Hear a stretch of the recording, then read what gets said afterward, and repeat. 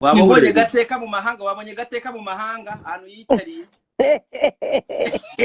Wabonye gateka ariko je ubu mu ibintu bya Jihad wazabivuyeho wamuretse agakomeza ko Jihad mwizeye tazaca kumutinganyisha nkakwereka ariko amusuka icyo Jihad wo mu rushumunwa je ibyo urimo urakora nicyo bita guharabika. guharabika Brian ibyo ni harabika Brian Coach Gael yavuze ngo I will bring Chris Brown muri iki gihugu, mark my words. mbere yo kuvuga ngo Coach Gael yavuze ntabyo nase uri kumva ko atabikora se wowe na Brian muteke wowe utinya ukuri kwanjye je nicyo utinya nta kintu ntinyemo nta kintu murimo muravuga ahubwo Brian gisigaye gikunda abagabo niyo mpamvu cyanyemereye iki umupuri. Thank you so much. Hari ukuntu yicaranye n'umugabo mu modoka ahita amushyize urutoki mu ntuza. Nabyumvise ko ari wabyumvise ko amushyize urutoki mu boro ari kumwe n'umukobwa ahise amuvuga ngo niyicare imbere kugira ngo abone uko azimutera. Yesu ako manije wabanye rero ibaze ko mba nicaranye n'abantu ari kumva amagambo buri kuvuga mani ibaze ko turi kuva mu rugo tugiye mu kazi ariko nyumvira amagambo buri kujajwa. Brian nanjye nagize ngo je ibyo avuga nibyo kubera hari ukuntu wisomeza nkaho uniha oya ego amane niha genda muzamura ndangije kuvuga je ni nkoma amashi yaba Coach Gael uwo Robe nawe ndaza kumusubiraho gusa sinari muzi nibwo bwa mbere mumenye giye gutangira gutya muri bukaneza ko Coach Gael yaje mu Rwanda mu muziki nyarwanda azanywe na Beni andika ngo baga ndaje ngere kuri element. Beni na Coach Gael bahuriye muri Amerika. The Beni yari yarasabye Diamond collabo. Diamond aramubwira ko byari 15,000 kugira ngo akorane collabo nawe. Diamond aramubwira ko bahuriye mu Bubiligi. The Beni ariruka asanga Diamond muri asanseri. Iyi story nigeze kuyivugaho avugana na manager we Salam aramubwira ati I want a collabo with you. Bari mu Bubiligi. The Beni yahuriye na Diamond amura muri lift asanseri ikimenyesha lift abavuga icyongereza ni lift igifaransa na asanseri. Aramubwira ati ndashaka collabo yawe. Aramubwira ati rero collabo ni 15,000. Beni gushaka 15,000 ayo mafaranga nayo yabonye ariko leta ahura n'umukire Coach Gael wari ufite amafaranga ibintu byose bindi atabizi. Aramubwira ati rero icyo twakora twahita tumanukira he kuko Coach Gael yari afite amafaranga amubwira twahita tumakira kwa Diamond niba ufite amafaranga ya collab. Bahita bagenda kwa Diamond bagenda bafata Made Beat ari wakoze indirimbo yitwa Boda Boda. Baba bakoze indirimbo yitwa Boda Boda ariko muri icyo gihe Coach Gael na The Beni barashwanye. Ahangaha niho ndumva mbera mubi cyane. Ubwa mbere ibintu muguma mushaka kumenya mu mutaramenye nk'ubu mbivuze muri freestyle gutya. Bagiye barashwana cyane. Bashwanye ibintu byinshi ushobora kuvuga ariko barashwanye to the extent ko iyo project itakomeje. Bari baranje actually kuriha Diamond. Ibingibi ni ibintu byavuye mu kanwa ka Made Beat anyibwirira Made Beat on the beat wakoze indirimbo Boda Boda. Made Beat yarambwira nakanwa karambwira ati dumba ati The Beni baradufashe Coach Gael dushira mu hoteli atugaburira ibiryo akazajya duha amafaranga ngo ya upkeep akaduha ibintu byose. Aratubwira ngo yashakaga indirimbo ngo niba yarashakaga indirimbo zingahe. The Beni adafite ingufu zikora izo ndirimbo zose. The Beni ngo yazingaga mu gitondo yabyutse aryamye akavuga ngo nongo nafite agafatige gatoya ngo hano harandya adashobora kurecordinga. Ariko baranje kurecordinga Boda Boda yari bari baranje kurecordinga. The Beni ngo ibintu umuziki bashaka ko akora ari mwinshi uramunanira. Ibindi bintu ntabwo nza kubivuga kubera bishobora gusenya urugo rwa The Beni. Mushobora kubitekereza. Ngo baranywaga bagaciringa ibindi ntabwo nza kubivuga muri Tanzania ariko murabizi abantu bagiye muri Tanzania ko mubizi cyane. Made Beat Coach Gael aramuhamagara aramubwira ati mugeze kuki ko nabagejeje aho ngaho mugeze kuki. Ati ubwo Boda Boda barangije kuyikora ngo hano ngo umuhanzi ngo umutwe wamuriye ngo tse ngo umugongo wamuryango arongera arahamagara nyuma y'iminsi ngingaye ngo mugeze kuki ati umuhanzi wawe ndimo ndabona ibi bintu ushaka ko dukora ntabwo bizashoboka. And then Medbeat arareba aravuga ngo ariko se amuhamagaye ubwo gatatu aramubwira ngo ariko se wamucirewe ko ibintu ushaka mbibona ko hari umuhungu nzi uri Kigali amubwira nde Kinyusi hari umuhungu uri Kigali ashobora kurikodinga indirimbo 10 ku munsi umwe. Gaya aravuga ati umuhungu ninde ngo bamwita Itahi wacu Kinyusi Bruce Melody ati ibyo ushaka umaze hano mu byo tumaze muri hoteli tumaze mu kwezi ati ushatse kabisa uwo muhungu namukuzanira ngewe indirimbo ushaka tukazirikodinga. Ubwo ko Kigeli yararangiye gushwana na Debeni bashwanye aravuga ati umuhungu muzani. Mwumve iyi live iraza gusobanura ibintu byinshi hano nkeneyeho abantu basesengura nubwo ubunyamakuru bukeneye kuba buri hano ubwa bundi bwo kuri ntuza bukeneye kuba buri hano bose buba buri kuri za YouTube bukeneye kuba buri hano niho havugira ibintu nyabyo. Uriya Diamond ni mpamvu arimo arahima ko Kigali yarangiye kumwishyura amafaranga nanone amuhima kubera iyi pati ngezeho. Diamond impamvu Diamond bashobora kumwishyura 50,000 yarangiza akagenda nyuma y'icyumweru kimwe akagenda agafata Debeni bakagenda ahantu hamwe. Impamvu yakoze ibyo bintu Diamond nahangeze nari ntangiye gusobanura naho ati ni gute nari nkugereye ahantu Medbeat abwiye ko Kigali ati hamagara umuhungu w'Ikigaraze uyarananiye ahita muhamagara. Bruce yurira indege ahita agenda Tanzania. Bruce yurira indege agera Tanzania yasanze urumva ko Kigali we yahise abivamo ibintu bya Diamond we. Ariko ko Kigali avuye ibintu bya Diamond Debeni ibuka ko ari cyo yashakaga cyari kimuri mu mutwe kozi bari barahuriye muri Belgique aramubwira ati 15,000 nibyo nkeneye. So amafaranga we ko Kigali yarangiye kuyarekura yayahaye Diamond byarangiye. Ariko ko Kigali kubera bagiye basubiranamo we na Debeni batongana yageze aho ngaho barangana baravuga ati obirarangiye I don't want you nayo I don't want you. Ko Kigali bivamo bamuzanira uwundi muhanzi niriya ndirimba itarayihorera. Uko niko byagenze. Boda yarayihoreye ko Kigali yivaho. Muribuka ko mu nyuma ko Kigali yagumye avuga ko ashaka ko Debeni amwishyurira amafaranga ye yishuye kuri boda urwo rugambo sinzi niba muruzi. Noneho bahinduye n'umuntu Debeni yashakaga Diamond bahita baramuhindura. Bruce Melody aza nyuma y'iminsi 2 Bruce Melody aza baragenda straight bacaho bajya kwa Harmonize. Medbeat on the beat Bruce Melody ko Kigali na Harmonize. Hari aka video kari kavuye gusohoka mu nyumve hari aka video Diamond yaravuye gusohora. Ubu ngubu aho ndimo ndavugira iyi time niwo hari saga nini muri Tanzania yabitwa Konde Gang n'ikitwa Wasafi. Beef iri on the peak, beef yari hejuru gutya iri mu ijana. Ubu ngubu yaragabanutse namwirari yatangira. Ariko muri iki gihe ndimo ndavuga nibwo Wasafi na Konde Gang beef yari hejuru gutya.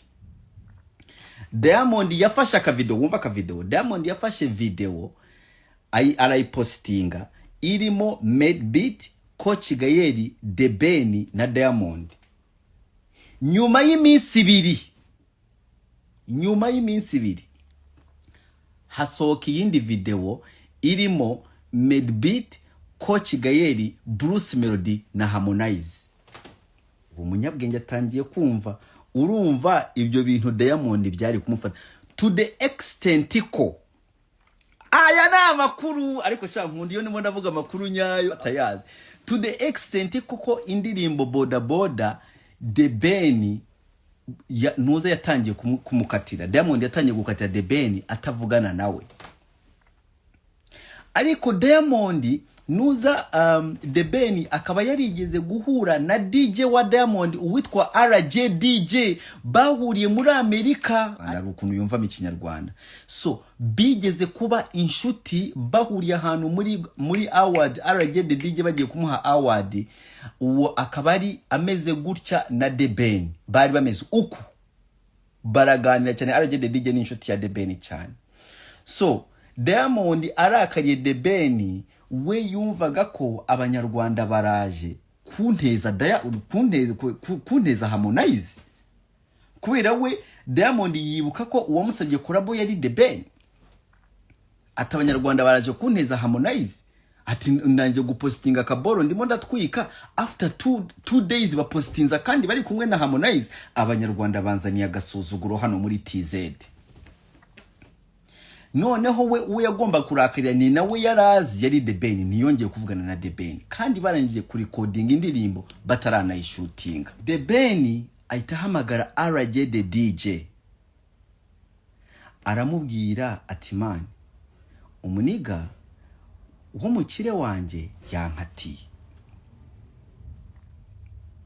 ati rero njyewe ntabwo mfite n'uburyo na bumwe man nshobora gukomeza projet.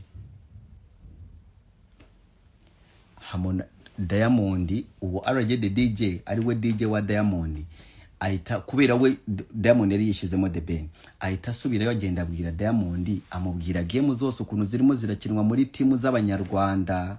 Aramubwira ati man, umuniga yari yazanye umukire, ariko bageze hano umukire bapfuye iki, ibyo bapfuye ni byinshi sinshobora kubigumizamo hano, kandi naba ntangiye kugenda mu rugambo rwinshi, nanjye ndumva hari ahantu ngira nkagira ibyo bapfuye sinza kubijyamo byinshi, ni birahari.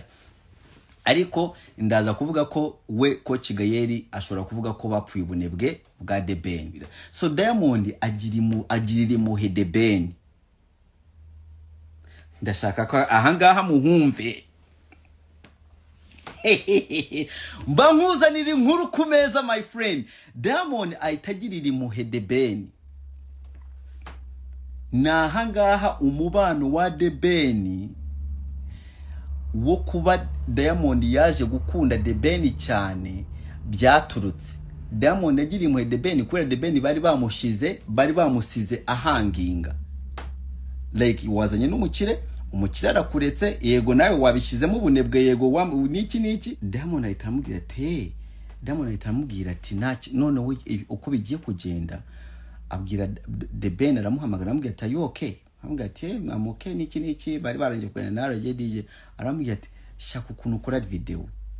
Bahita bahamagara uwakoze video, ngira ngo muramuzi. Ibi bintu bya MC Scenario yatangiriyemo babyita gute, bashyiraho mikoro abakobwa ngo barimo barashaka abagore, babita gute? Julie BMGizo.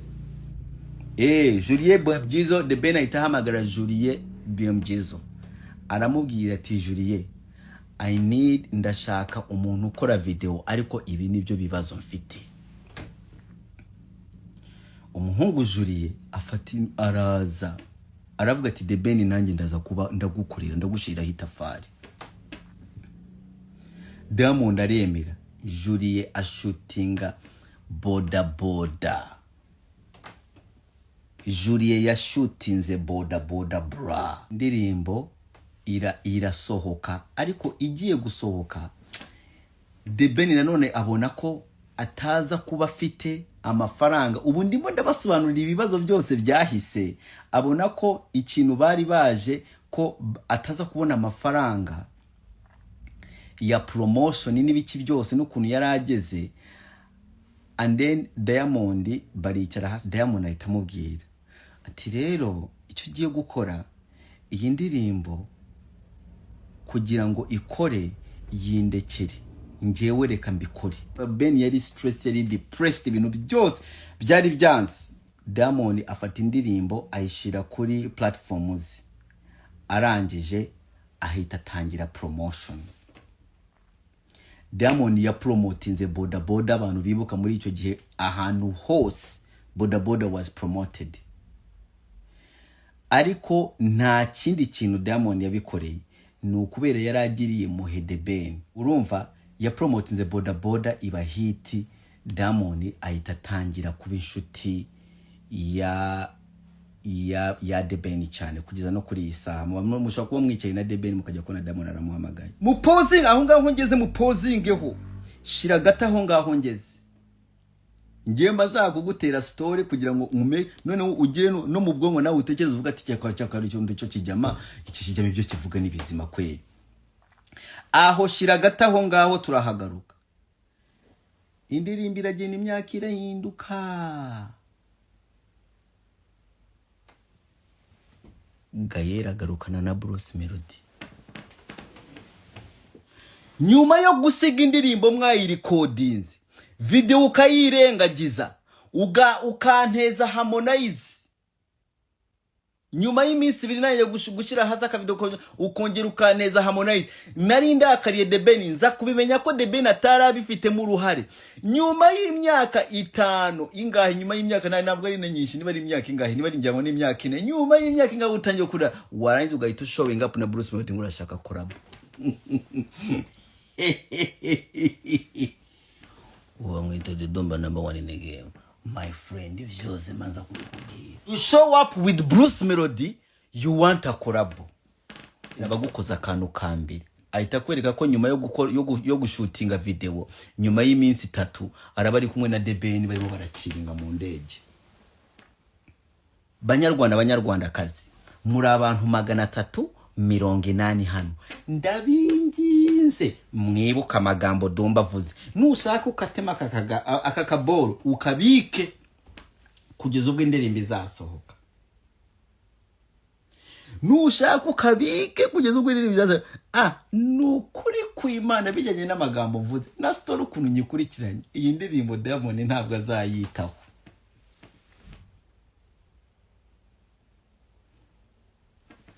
Akagatoki nimubona Diamond aspa promoting iyo ndirimbo ye na Bruce Melody, ndayije kubaha impamvu atabikora. Ndanje kubaha impamvu atabikora. Ngiye kugera kwa Element, ashaka kasuku araza kuza mu nyuma, ndanje kuvuga ibyo mvuga. Made beat wabwiye Coach Gael ngo ngwaza umwana ngo ushobora ngo kumukorera indirimbo 10 ngo umunsi umwe niki ntabwo byatinze. Yari yifitiye agashinga ke kitwa 155 AM, ageze i Kigali bakareba gutya barakayora. Made beat kama ibiramugarutse. Made beat afata indege n'ubuzima bwari bwanze, depression ubu ngubu imushize mu Bwongereza. Made beat niho yibereye, aheruka gukora indirimbo ya Kitoko. Mugende murebe indirimbo ya Kitoko Made beat yakoze. Made beat niba wumva bagukatiremo akakaboro bakakwohereza. Made beat depression urimo uzira gusinicinga. Indirimbo yawe wakoze na Kitoko nimbi, andika ngo Dumba baga maze nkubagire Made beat. Made beat rero reka nkubwire, ibi mubifate mubimwohereze. Made beat ni wicare hasi ngurire ngo wumve ko hari isi ikugarutse. Ni iki Made beat ngiye kukwigisha ikintu kimwe ku isi, uko niko ugomba gutekereza. Buri gihe ukoze ikintu kibi, iteganirize ko hari ikibi kigiye kukubaho. Njyewe Dumba burubwo nkoze ikintu kibi nkavuga ati iwana iki ni ikibi nagikoze ku mutima, ndacyuma ngavuga ati iki ni ikibi, mpita nitegura. Ewana mpita mfata funga mukanda, havuga ati ntegereje ikindi kigiye kumbaho. Bro, Made beat you snitched. Warasinikinze nicyo uzira. Cyakurikiyeho Made beat yafata indege ahita yigendera muri depression mu Bwongereza.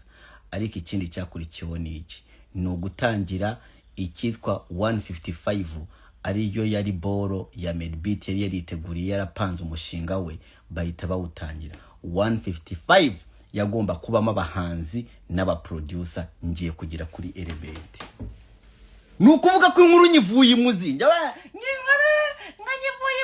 ubu ngiye kukugerera kuri beef ya Coach Gael na Element. Ubu ndatangiye. ubu bira bino nari ndimo nabahabyari jaribu n'ukubintu kujya ribishaho gutya kanyabunyobwa mba nkubongeje umunsi mwambuze muzaba bande. Coach Gayeri abafashe icyitwa 155 AM umushinga wari uwa Medbeat aba arayitangiye ariko ayishakamo abahanzi ayishakamo n'abaproducer. So bijyanye nuko umuproducer wahitingaga icyo gihe bamwitaga Element Ere Mugisha Hakana. Muri icyo gihe umuproducer wahitingaga bamwitaga Element Ere Mugisha w'Ikarongi. Abantu bashobora kubaza ati 155 iki niki ko harimo Element kandi nuza yavuye he kandi Food de Toi kandi byaje gure bucya Kenisoro byaje gute. Coach Gayeri yari umuntu azanye amafaranga ariko ibintu by'umuziki ntabyo yarazi neza.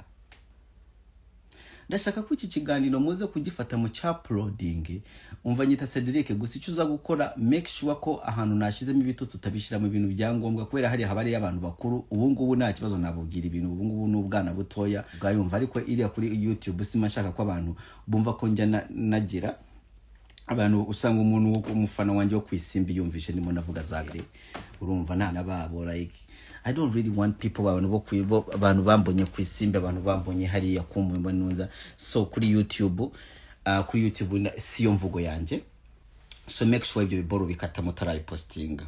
Lebo yagombaga gusa nka lebo. Ikosa rya mbere babanje gukora Coach Gayeri afata business afata muri umuna we witwa Kenny abarayimushinje y'umuziki. So we bossi nyiri gutanga amafaranga already ibintu by'umuziki ntabyo uzi neza and then ufashe muri umuna wawe uyise umushinga ngo ibintu by'amafaranga ni iby'umuziki. Banyarwandakazi aho nagushiraho question mark, aho nagushiraho akabazo. Agomba gukorana nande muri umuna wa Coach Gayeri was supposed to work with who? Murumuna wa Coach Gayeri uwitwa Kenny was supposed to work with Kenisoro. Already Kenisoro yari afite indirimbo ipi irimo irahiting afite hit zigera kuri 6 and murumuna wa Coach Gayeri na Coach Gayeri ibintu by'imizika atabyumva ari ugomba gufata decision za Kenisoro.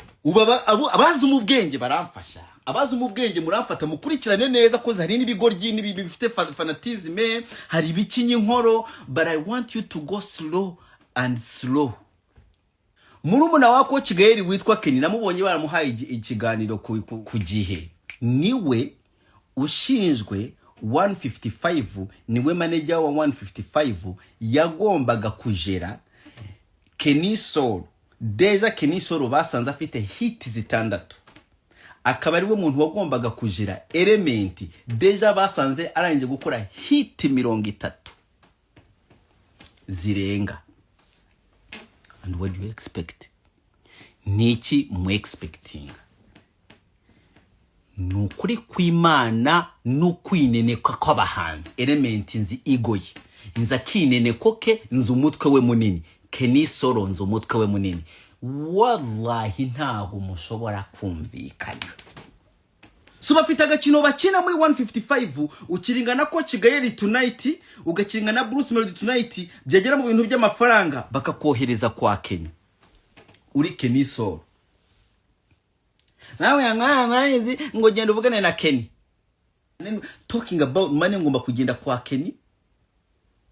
And then wagera kwa Kenny ukamubwira ibintu by'umuziki we baramubwiye ngo ya aho ugomba gutanga miliyoni 2 hano niko bigenda. Bageraho Kenisoro akamubwira ngo amafaranga ibintu bambwiye ko nzana ku mafaranga amwe ngo ya ngo Kenisoro ngo amafaranga ni menshi ngo amafaranga ntawe ushobora kuyaguha ayo mafaranga ego sometimes abahanzi bacu nabo bajyaga sometimes budget zabo nazo zari high cyane, ariko sinshaka ko dufata uruhare rumwe. Nubwo yego nube Ngarusi kana ashobora kuba yarasabye miliyoni 15 tukumva ko miliyoni 15 ni nyinshi kuri video, yego aho ngaho nanjye ntabwo nshobora gukinya inkoro, ariko at the same time ntabwo tugomba kumva ibyo. Hari ibindi biba byarabaye mutamenye tugacira miliyoni 15 hejuru. Hari igihe bamusabye miliyoni 2 akahita yanga gutanga miliyoni 2 agahita atanga 500 abihake n'isoro ufite umugore n'umwana ufite na hit 6.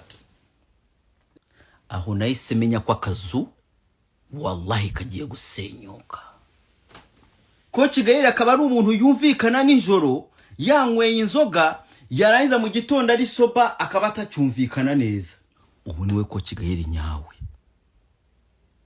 Akwizeza amafaranga mu gitondo bwacya, wajya kumubwira akakubwira ngo ajya kwa Kenny nakubwiye ngahe ngo wambwe miliyoni 5 boss ngo jya kwa Kenny wajya akakubwira nta mafaranga nta miliyoni 5 dufite kuri accountability, turabigenza gute? Je Dumba uzi ikintu ugiye gukora? Ugiye kubanza undeke mvuge. Dumba ikintu kimwe nashobora kukwemerera, urumva? Ikintu kimwe nashobora kukwemerera ndetse n'undi muntu wese atakwemerera, ni ikintu cyo guharabika company nka 155. Ugiye kubanza undeke mvuge, ariko ntago nakwemerera ko waharabika Dumba, uko wowe reality urayizi. Guharabika nuku nguku icyo nzi cyo reality reality. Reka nguhe example yo guharabika. Guharabika nukuza nkavuga ati Jess Kwiza wa Mipango yakoze kumwe jakajya kubeshera. Ati ngo washatse kumufata utarabikoze utanabyibuka, sibyo? Ibyo babyita guharabika. Indimo ndabaza 155 yari ifite secretary mu izina rye. Dumba ikintu kimwe gihari, 155 yakiriye abo urimo uravuga bose, yabakiriye nk'abana mu rugo, sibyo? Ibyabayeho kuri abo bana byose nicyo bita ingratitude, n'urugero rwiza rwa ingratitude. Nari naririnze kuvuga kuri kino kintu, nari naririnze kuvuga kuri kino kintu, nari naririnze kuba naza nkagira ikintu bitangazaho, ariko aba bana ni abagome bro. Umukire bita Coach Gael yashinze company ashyiramo. Reka nkwereke Kasuku, reka nkwereke. Ngiye kuguha iminota 5 uvuge nurangiza ndeke mvuge. Nta kibazo. Okay. Umukire bita Coach Gael yashinze company, amaze gushinga company aza mu miziki n'ibiki byose, aravuga ati ariko ngewe ngiye kubikora just kugira ngo mpashe abana b'Abanyarwanda. Icyo gihe ntabwo yarayobewe ko aba bahanzi ari abagome. Urabizi ibintu umuhanzi wa mbere yamukoreye, sibyo? Aravuga ati ariko nta kibazo, reka ngerageze nkori. Wari ugiye kuvugiramo vuga mbaza icyo wari ugiye kubaza. Ari ahantu riri mvuze. Oya je ngewe nze kubaha ijambo ry'umuntu. Ijambo ni ryawe. Hari umuntu utangira kumamagariramo, ariko ntari bi. Urukumva Dumba? Babaranze muri account yindi kuko hano bari gutatanya kumamagariramo. Babaranze muri account yindi. Sawa ngwino mu yindi account. Guharabika. Afata umuntu deja element asanze afite hit nka 40 50. Ufate Kenny Solo deja ari superstar nje gukubita amahiti mose, uhita umuha ngo niwe manager wanyu. Na hamwe na hantu byabaye. Je komeza. So no kuvuga ngo rero Dumba, ikintu kimwe mo mugomba kumenya, ntago umuntu ashobora kubyuka mu gitondo ngo ashinge company abizi neza n'ubugome bw'abahanzi, maze none avuga ati reka jewe nzane abana dutangire tubaforme bafite imana ariko noneho badafite amafaranga. Abana bose bagiye bazanwamo hariya, bazanwe bafite impano, badafite icyo telefone gishyire muri silence ndakwinginze, urakizi ko kiza gusona igihe cyose. Niyo ngiye gukora. Ariko badafite ubushobozi, sibyo? Ariko badafite ubushobozi, noneho umusaza aravuga ati jyewe reka bano bana mbahurize hamwe dukore ikintu kinini, kandi ngira ngo Element wabonaga yarabuze iki? ubushobozi. Ubuhe? Ubushobozi ni ukuvuga ngo Ubuhe? Dumba kaze nkubwiza ukuri, sibyo? Ntuzabona umuntu arimo arakora ama hit song, ntuzabona umuntu arimo arakora ama hit song ariko ugire ngo no mu mufuka nuko bimeze. Aba bahanzi araza muri studio mugatangira mukora ngo tuvibe, uri kumva, mugakora utuvibe, beat kararirangiye, yamara kurara irangiye beat iryo joro agahita nakubwira ati reka dushyiremo ibishinwa, mukarara mushyizemo ibishinwa, agatahana bya bishinwa na ya beat. Ejo mu gitondo akongera akagaruka muri studio kuza kugusura bisanzwe, agahita akubwira ati reka ndikodingemo agakora n'akaverse. Sinzi muri murabyumva ukuntu bigenda, kandi ubwo ngubwo we azi ibyo arimo arakora. Noneho ngo ejo akongera akagaruka ngo aje kugusura, agashyiramo verse ya kabiri, agashyiramo na verse ya gatatu na outro na intro, bikarangira umuhaye n'aya ndirimbo ati ngiye kuba nyumva numve noneho ko bigenda. Ujya kumva rimwe arakora ati ya boro najyanye kwa Bob, nuko bigenda. Nta ndirimbo zishyurwa mu mastudio. Uzambwira umuhanzi wari wishyura indirimbo muri studio aho yava akagera. Umuhanzi wenyine rukumbi ku isi wabayeho mu Rwanda wishyuye indirimbo muri studio ni Yago wenyine. Ubu niwe muntu wenyine wishyuye indirimbo.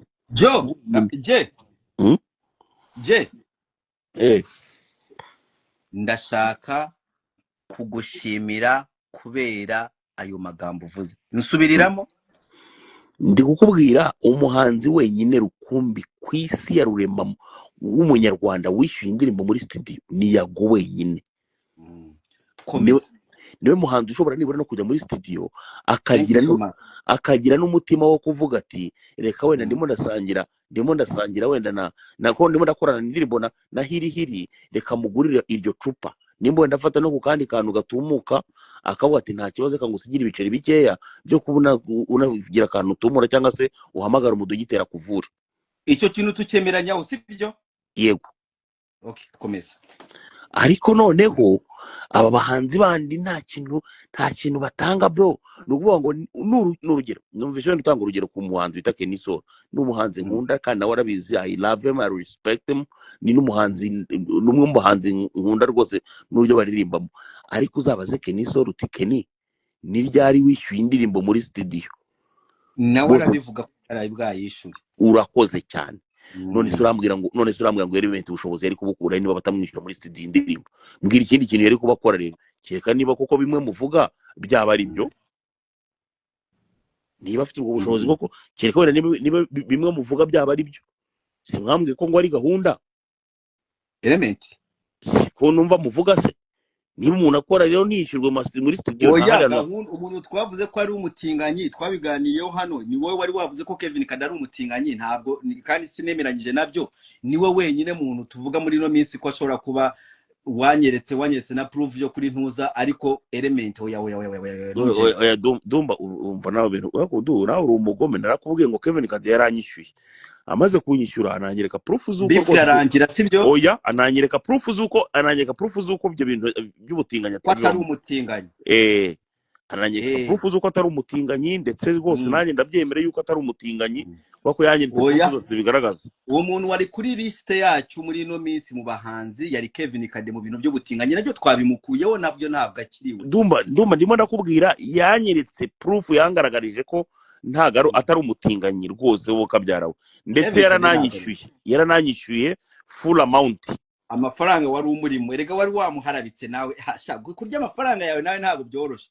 Erega nacyo cyitwa guharabika. Erega nanjye mba nakoze Dumba, rwose. Ibintu wari wamukoreye nicyo cyitwa guharabika rero. Ntabwo namuharabitse ko jewe nari mfite wenda utuntu tumenyetso duke n'ibindi wenda natekerezaga, sibyo? Garuka kuri 155 ibyuno munsi 155 birarangira to date. No, ntabwo icyo cyo ntabwo gishobora kukikwemerera, urumva? Birarangira tonight. Buretse gato nkwereke. Noneho umusaza bita Coach Gael aragenda yishingira ikampani 155 AM. Coach Gael mu gushinga 155 AM wumve rwose ko nta n'umunsi wari mwe yigeze ayishinga ateganya ko wenda abo azakura bana amafaranga. ateganya ko abo bana agiye kubakuramo amafaranga nka element agiye kumukuramo amafaranga ngo uyu muntu waje kuza kuririmba agasiga kuri studio yishyuye, sibyo?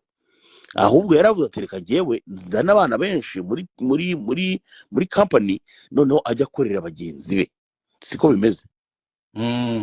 ajya akorera bagenzi be, noneho natwe turebe ukuntu tumutunga mu buryo bumeze neza, kandi kuko niko byagenze. Element kuva yava muri 155 am nibwo ubonye ko na lifestyle yo kubaho yarahindutse. Urabona n'akantu k'ubwiyemezi kiyongeraho, arabyimba, urumva. ubu ngubu ushobora kumuhamagara akazakwitaba nka nyuma y'imyumviro 3 cyangwa se akakwandikira akadomo gusa, urukumva nyine ibintu nk'ibyo ngibyo, urumva yarabyimbye kwa. ariko isi ukuntu imeze Dumba, ntabwo ushobora sigaranye iminota ibiri ndakumva. isi ukuntu imeze ntabwo ushobora kubaho uhemuka buri munsi, kandi ugakomeza ukakitinga nkaho ari wowe wahemukiwe, cyangwa se wenda abantu bakugirira impuhwe ugatabaza yuko ari wowe. ngira ngo urabizi muri kuva kwa Element muri country record, Nopuja yaratabaje, ariko kubera ko Nopuja wenda mumuzi ko yirirwa ku ma space avuga byinshi, nawe mubona ko ari we munyamakosa, aragenda birarangira. muri 155 am bitewe na campaign muba mwaragiye mutangira abantu nkawe Dumba, muba mushaka kugaragaza ko aribo bafite ikibazo. Element rwose ari umwere, ariko why always Element, why always? Sinzi impamvu mutajya mukomeza gutekereza kuri icyo kintu, ngo umuntu agiye umwanya muvuga umuti ariko this kid, what's wrong with him? icyo kintu nimuramuka mugitekereje nanone, kandi muzasanga aba bana nabo bafite ikibazo, urumva. wenda nkawe Dumba ushobora kuza hano ugashaka guharabika 155 am kubera ko wenda Ken ataragushyiriraho, ndabyumva, ariko nanagusabira nkavuga nti Ken, Dumba mumenye mushyirire kuri momoyeri bya 12,000 bya 13,000 ariko ukamushyiriraho, sibyo? ariko nimukice izina rya company nk'iriya yafashije abo bana, urumva. iminota 2 wampaye menye irangiye, banza uvuge kugira ngo mbone iminota 2 irangiye Kasuku. Jess kwiza rero reka nkubwire, ngiye gusanga kubera wabanye cyane na Iminyawe yarakwanduje. ngiye gukoresha amagambo wowe ukoresheje kugira ngo nkwereke ikibazo 155 ifite. uravuze neza ko banyarwandakazi mwari muri hano. je avuze mu magambo we neza ko Coach Gayeri yazanye aba bana abafata nk'abavandimwe, sibyo? urakoze cyane. wongera uravuga ngo nta mu producer kenshi izi ndirimbo zisohoka ziba amahiti na rimwe bajya bazishura. ayo magambo urayavuze.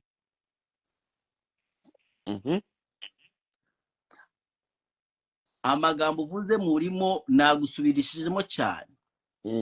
wavuze ati izi ndirimbo kenshi batangira ari akavibe, ukajya kumva ngo zageze kwa Bob, umuntu batamwishuye.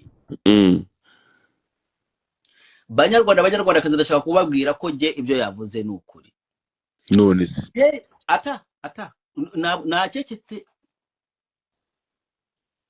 nacecetse rero.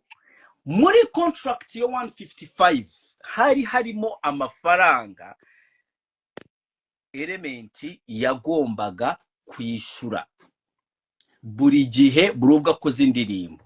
urakoze cyane. niyo mpamvu Dumba, niyo mpamvu ngomba kuvuga ndangize. babara nguterekere moya, nukomeza kugenda uvuga gutyo ntago ngende ubiyeme, reka kugira ngo uterekeremo akantu aho ngaho ndatanongera ngo reke. so niyo mpamvu ikitwa contract abantu benshi cyane bishimira kwakira amafaranga ya kontra uri nk'umukinnyi cyangwa se uri nk'umukozi, ugapfa gusa gusinya ngo ukabira birarangiye utasomye impapuro mo hagati, urumva. ibyitwaga ubu vibe ntabwo wabifataga wowe nk'akazi, niyo mpamvu uba ugomba kugira gute, uba ugomba kwihanganira icyabaho cyose mu gihe byabaye rero professional. wabonye gateka mu mahanga, wabonye gateka mu mahanga ahantu yicariye. wabonye gateka ahantu yicariye. cya Jay ni igikozi cyo muri 155 ubu yibeshye ukayivuga nabi yanakwica. Oya, ikintu kimwe nshaka kubabwira Brian, mu kintu wamugomba kumenya, twe tuvugira icyo bita reality. Urumva ngo reality icyo bita reality. ubu njyewe nzamuwe n'ijambo rimwe nsanzwe uri kuvuga ngo erenga asigaye yarabyimbye, ngo yariyemeye, ngo life yarahindutse, bla bla bla. Brian, Element sha yari umwana nakundaga bya hatari, none se uko mwangira iki Element kameze neza? buretse gato nkubwire, mfite inkuru zigera kuri 200 nshobora kuba narekura mugahita mubona ko la realite compte. icyo bita reality uri kwishuka sheri, y'ukwibara. ikikinisha uwo mwana ntimukomeze kumushuka sha, ntimukomeze.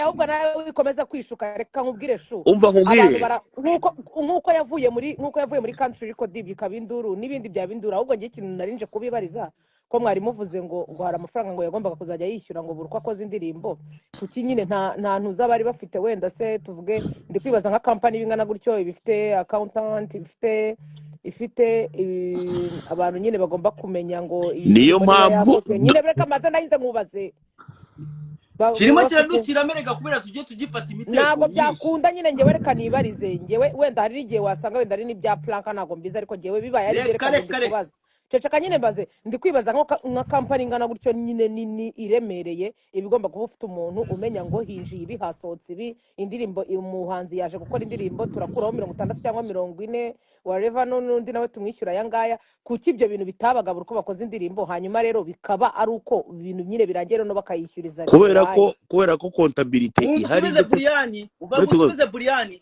iyo uvuze gutyo ukuntu bagusubiza Brian, ngo twakoraga nka famiye. Niba rero barakoraga nka famiye, ubundi nibikomeze Brian no buretse gato nkubwire, sibyo? dore muri comment ngo baga ubusano no muramenya mubaga. Brian ko ngusubize Brian, kubera ko sibyo, kubera ko contabilité ihari koko, ndetse urukumva bakaba barabirekaga bakabyihorera gutyo kugira ngo barebe ko uwo mwana yibwiriza cyangwa se n'undi wari we wese, uri kumva? niyo mpamvu indirimbo zabazwe. Ntabwo wazibonye se indirimbo? none se ugira ngo vanamo amarangamutima, vanamo yuko uri umukozi, vuga nk'umuntu wese uri aha ngaha usanzwe. Ntabwo ashobora, ugira ngo se ntabwo ashobora, kubera ko yewe ndakumenyesha yuko Element mva ngo bwize ukuri, erega tujye twemera ibintu. Element ni umuhanzi mwiza, ni umuproducer mwiza. ibyo ngibyo nta turabyemeranya. ibyo ngibyo nta n'uwabyanze, sibyo? urakoze, ibyo ngibyo nta n'uwabyanze ko ari umuproducer mwiza ndetse akaba n'umuhanzi mwiza, uretse ko wenda ngiye indirimbo ze ubu nta kizumva, sibyo? ariko ikibazo ni kimwe, sibyo? Element uko mukomeza kugenda mumushuka, nawe agenda avuga ati mfite abantu bankunda kandi bahora bumva ko ngewe rwose aho nahura n'ikibazo hose atari yewe nyiri ikibazo, atari igihe nyirabayazana. bigatuma nawe ashobora kuba yahemuka. oya wimutekerereza kuko twese tuvuga ku ibintu guhemuka. Element ahemutse ni ukuhe gasuku? ahemutse yari kuvuga ko yahemutse. Dumba ngenda biza aba bana bajya baza bakaza bakabarira mu matwi bakabereka uburyo 155 yabakinagazaga ese bakiri mu byishimo kuki bwo batazaga kubabwira ibyishimo barimo nkubaze uransubiza nubwo tugiye kwisha mbabare dore njyewe ndi buri muntu anavuga nabonye iyo umuntu azanye igitekerezo abantu bahita bamwurira ngo yavuze ubu njye nsigaye nyoberwa umuntu wo kuvugwaho n'uwo kutavugwaho kuko umuntu asigaye avuga ku muntu aza afite igitekerezo bikaba ibibazo none njye reka nkubaze sibyo kandi Kasu uvugisha ukuri kw'Imana pe tuganire nyine nawe uvugisha ukuri apana byo gufata uruhande Kenisoro mbere yuko ajya muri 155 sibyo ukuntu yakoraga imiziki ye urabyibuka sibyo ariko ahagereye muri 155 sibyo bro ni ukuri kw'Imana ibintu byo byasubiye inyuma asubira inyuma nawe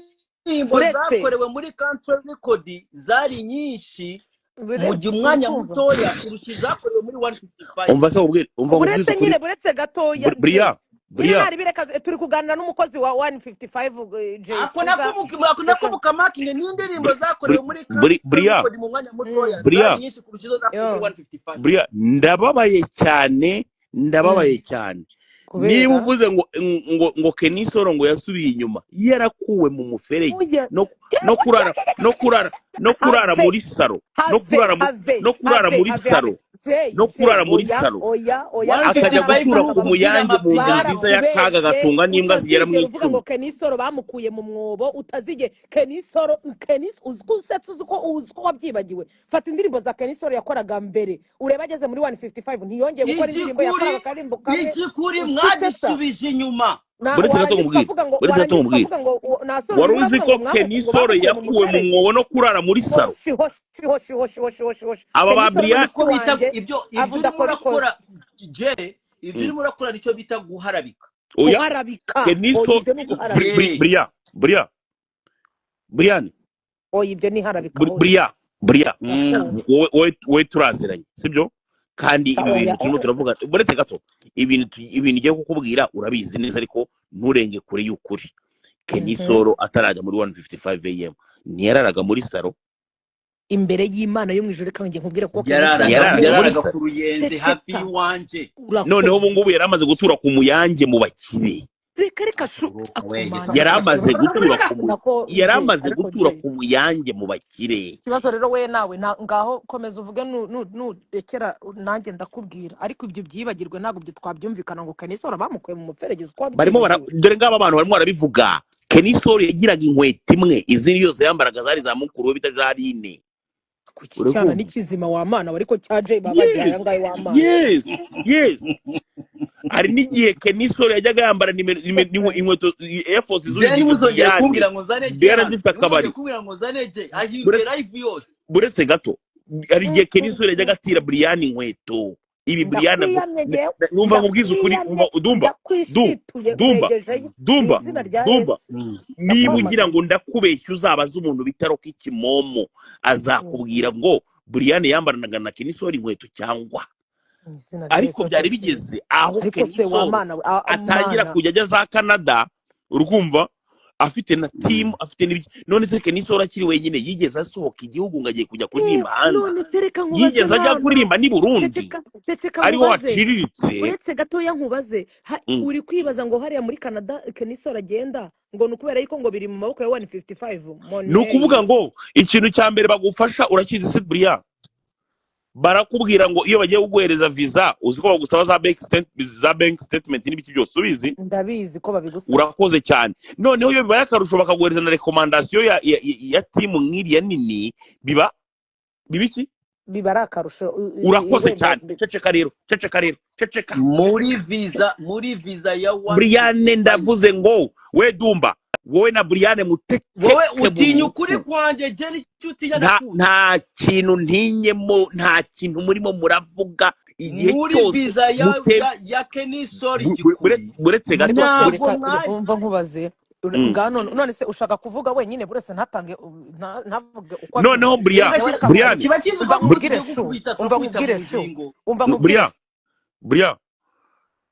Brian nimwandike muri comment mutinye Imana kandi muvugisha ukuri Kenisoro ntiyaramaze igihe ibikorwa byiwe byaracecetse bro mujye muvugisha ukuri ariko ibikorwa by'uretse gato ubwire ibikorwa by'umuntu biratikana mwebwe ikintu mwari mukeneye gaheruka indirimbo yafuze twabakibye uzi ko ikintu muba mukeneye mwebwe ari ukubona mukabona umuhanzi yamaze kwandagara hanze ahangaha yamaze kuba nka ba yampano yirirwa ku YouTube channel avuga ubusa.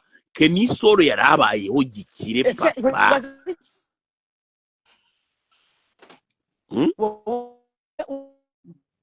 Ngonguki Brian bimera cigagurika. Brian Brian mu Bubiligi nta data zihari. Brian biri gucikagurika. uri kunyumva ahantu hatari Subira hahandi Brian. okay ubu ngubu muri kunyumva ubu muri kunyumva turakumva. Okay na Jay ndimo ndakubaza none uri ahantu aho hantu wita ngo ni heza abantu bagufata neza urya neza unywa uryama umeze neza ufite ubuzima bwiza nta muntu numwe wanga ubuzima bwiza bro kenshi rero ubuzima bwawe urabuzi ukuntu ari insazi iyo ugize amahirwe ukabona umuntu ugufasha ibyo Barahita bakakubwira ariko genda uhinge. Yego warangiza none sereka nkubaze je weho niki cyatuma uva aho hantu heza ukahikura ukahasezera kandi ubizi neza kariho hantu hambere uzi ikintu byiza ariho ni igiki uba wahabuze ni igiki uzi ikintu gihari sibyo urubyiruko twese urubyiruko ruvuga ikinyarwanda wagira ngo umurozi waturoze n'umwe. Urabona iyo bagushyize nk'ahantu heza we nka Brian baramutse bagufasha nonanga bakajya kugutuza muri White House sibyo nta nubwo wahamara amezi 6 watangira kuvuga ati ariko ngiye hari vibe zaba Dumba nkumbuye hano mwaraje mu ngira imfungwa hari vibe zaba Gasukumba nkumbuye bibibobo byanje urikumva ugahita wikurayo bwa mbere bagufata watorotse kugira ngo usudusanga ngo duciringe ubwa kabiri kujya kugufata n'urugero sibyo icyo gihe ni umurozi dufite wagira ngo waturoze ari umwe utuma tudakunda ibintu. Ubwa mbere mbonye abafana bawe Kasuku bakwihindutse muri comment. Buretse gato Dumba reka gushaka kuvuga ngo unteranye n'abantu. Ibyo nkubwira ibyo ariko umva nkubwire banza wumve Dumba reka ngewe mbaze bano bantu bari muri comment ndabinginze kandi nanjye ni mu byubahe mu binyandikire kuva mwabaho. Kenny Solo mbere yuko ajya muri 155 na nyuma yuko na nyuma yuko agiye ariko Kenny Solo uretse ariko se wabaye uretse ko abafana baca impaka mbere yuko Kenny Solo ajya muri 155 ukuntu yakoraga imiziki birangana n'ukuntu yayikoze ari muri 155 mu nyandikire muri comment nanjye je arirutse je ararefti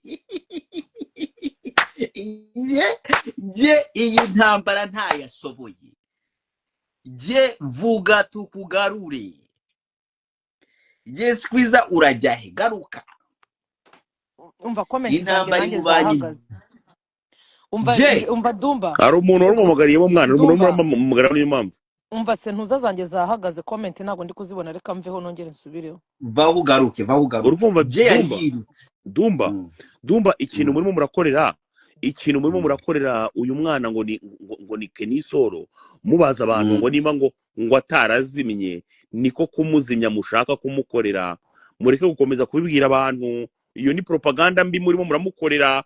Kenny Solo n'umuhanzi mwiza ariko maginga yangaya arimo arikorera mureke kumukorera propaganda mbi murashaka kuzimya Kenny Solo je wavuze ko umuziki babafashe nk'abavandimwe abana Dumba reba muri comment je ndabizi ko je barimo baramukuri reba muri je barimo baramukuri barimo barakora Kenny Solo yarakoze buretse gato yasubiye inyuma murimo murarangiza umuhanzi nababwiye nabibiyamye buretse gato murimo murarangiza umuhanzi mukora za propaganda muzigaragaza ko ngo yazimye muramurangije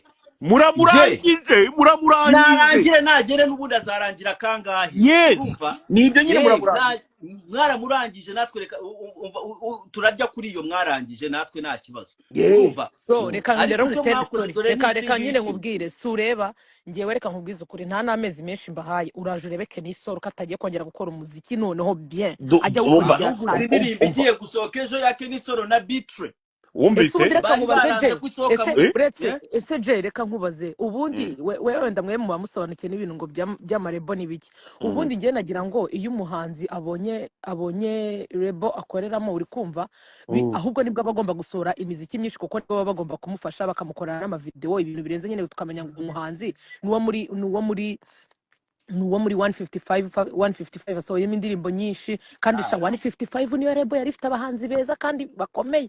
Niba rebo ifite ere ikaba ifite Kenisol ikaba ifite Roskana ikaba ifite Bruce Melody, noneho ibaza abo bantu yaba bakoraga indirimbo kabisa bagakora indirimbo bagakubita So ibirimbo nta ndirimbo bakoze ako shanje muri bashimira tombe imwe reka cyangwa ebyiri. muri babashimira mwiriro tombe koko. tombe tombe putwa, iyo ndirimbo Mhm.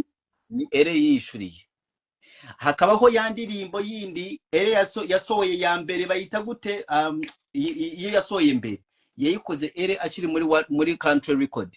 Hazaho Iyihe se indirimbo Fudetwa kashe ya mbere yasohoye, ya mbere ikunzwe cyane, ifite nyire nka miliyoni nka zinga, ifite akavideo ifu kabi. ata nuza atari kashera ni kashe ariko Indirimbo ya Element ya Element Element indirimbo yakoze ari mu ishyamba mu Mutara, atarabyimba akavideo se. kabi, ariko akaririmbo niyo ya ndirimbo ye ya mbere, indirimbo ya Siyo Element kashe ya se, mbere. siyo kashe se.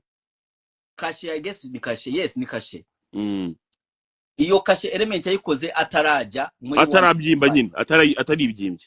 ariko si ibyo bintu byo kwibyimbya uri kuvuga Umva ni se, ibiki. umva buretse gato, yego twemere atarabyimba, ntabwo yayikoreye muri 155 ni ya mbere. Indirimbo yindi Element nubwo iri kuri account ya Element, ariko ni injungu za bose kubera ni Fudetwa irimo, bayikoresheje kugira ngo babeshe Roskana, cause Fudetwa ibesheramo Roskana, Bruce Melody yungukiraho kuzarayiperforming ayikoreraho amafaranga. So iyo ndirimbo nubwo iri kuri account ya Element bose bayungukaho. Nukuvuga ko iyo ndirimbo nubwo iri ku account ya Element ntabwo nayibara ko bamukoreye igikorwa cya danje ku giti cye.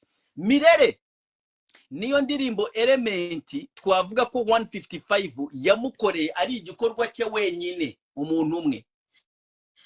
Iyindi tombe Element niwe wayikoreye ku mafaranga ye. Mu ndirimbo zine muri indirimbo imwe twemera 155 yakoreye muri Ntuza. Tugiye kuri Element mu myaka ingahe?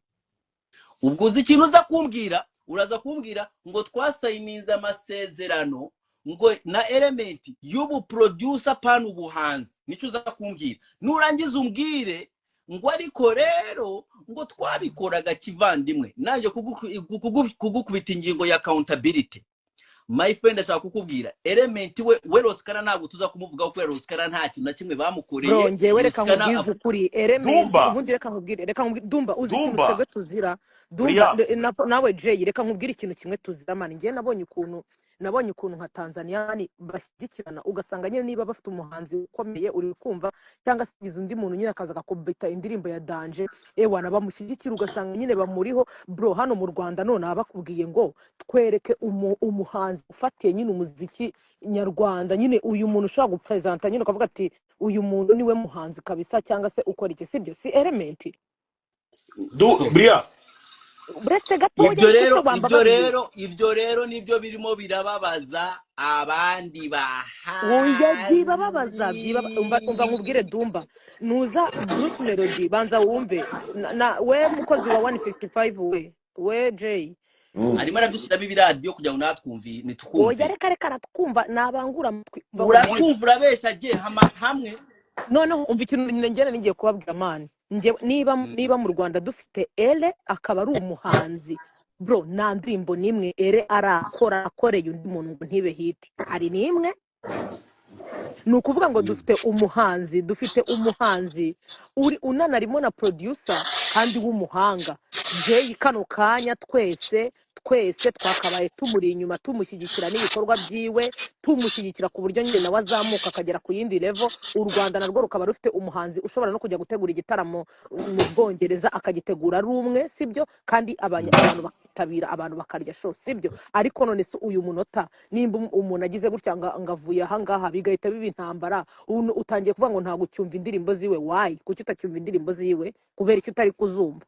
Kubera iki utari kuzumva kandi ari muri buretse kandi ari muri 155 warazumvaga? Uri kumva ko wowe deje ufite uruhande. oya Element bamufite ishari. Bria ndakumva.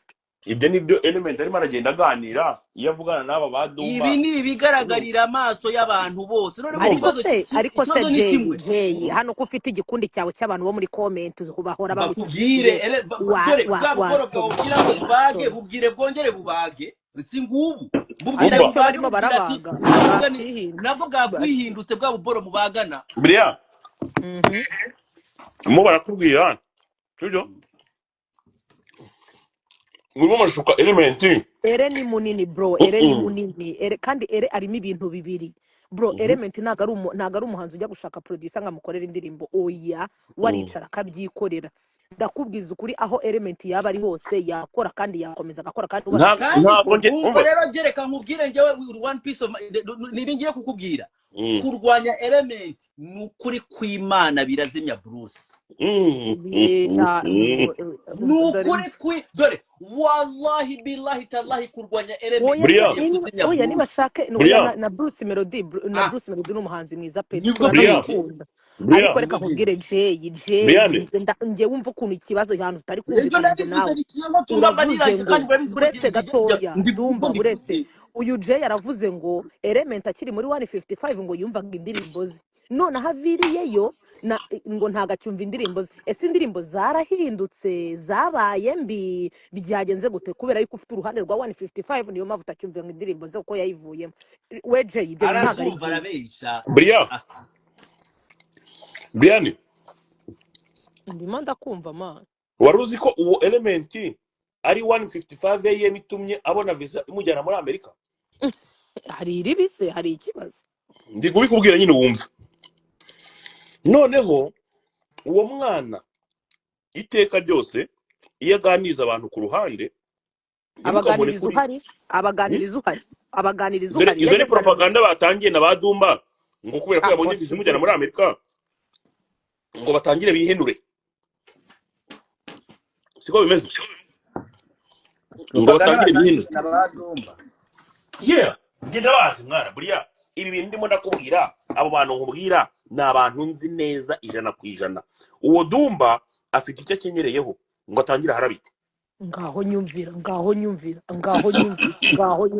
none se reka mbyemere ko dumba nawe yemeriye iyo ruswa reka mbyemere aba bantu bo muri comment bose babagaburiye babahaye abantu muri comment wibitaho bavuga bagendeye abo muri comment mwagiye ku ruhande rwa Kasuku nkivugira ibyanjye umva abantu muri comment bagendera ku byo umuntu yatangiye azana dumba yiri bavuga nacecetse naguhaye 5 minutes haza abandi bantu basanga buriya nagiye kuza ariko abantu barimo barambwira ati Jessica bampewa ngo utabara dumba ibintu arimo arakora ntabwo bibaho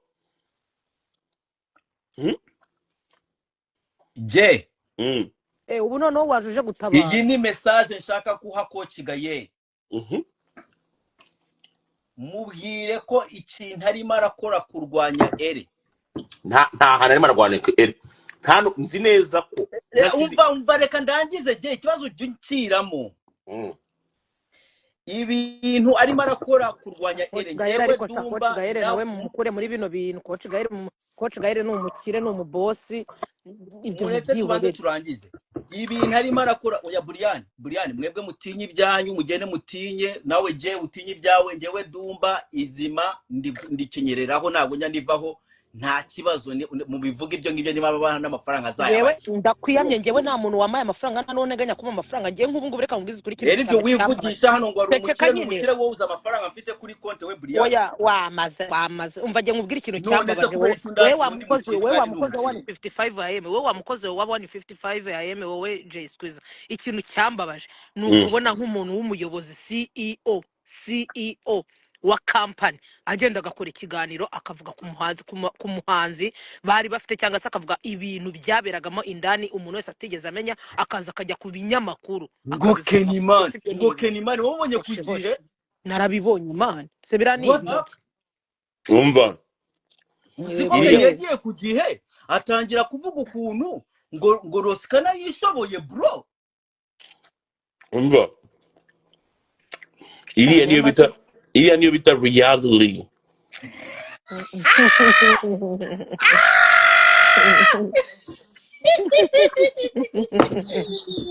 kumva bro ariko mana uziko Kenny yagiye ku gihe atera story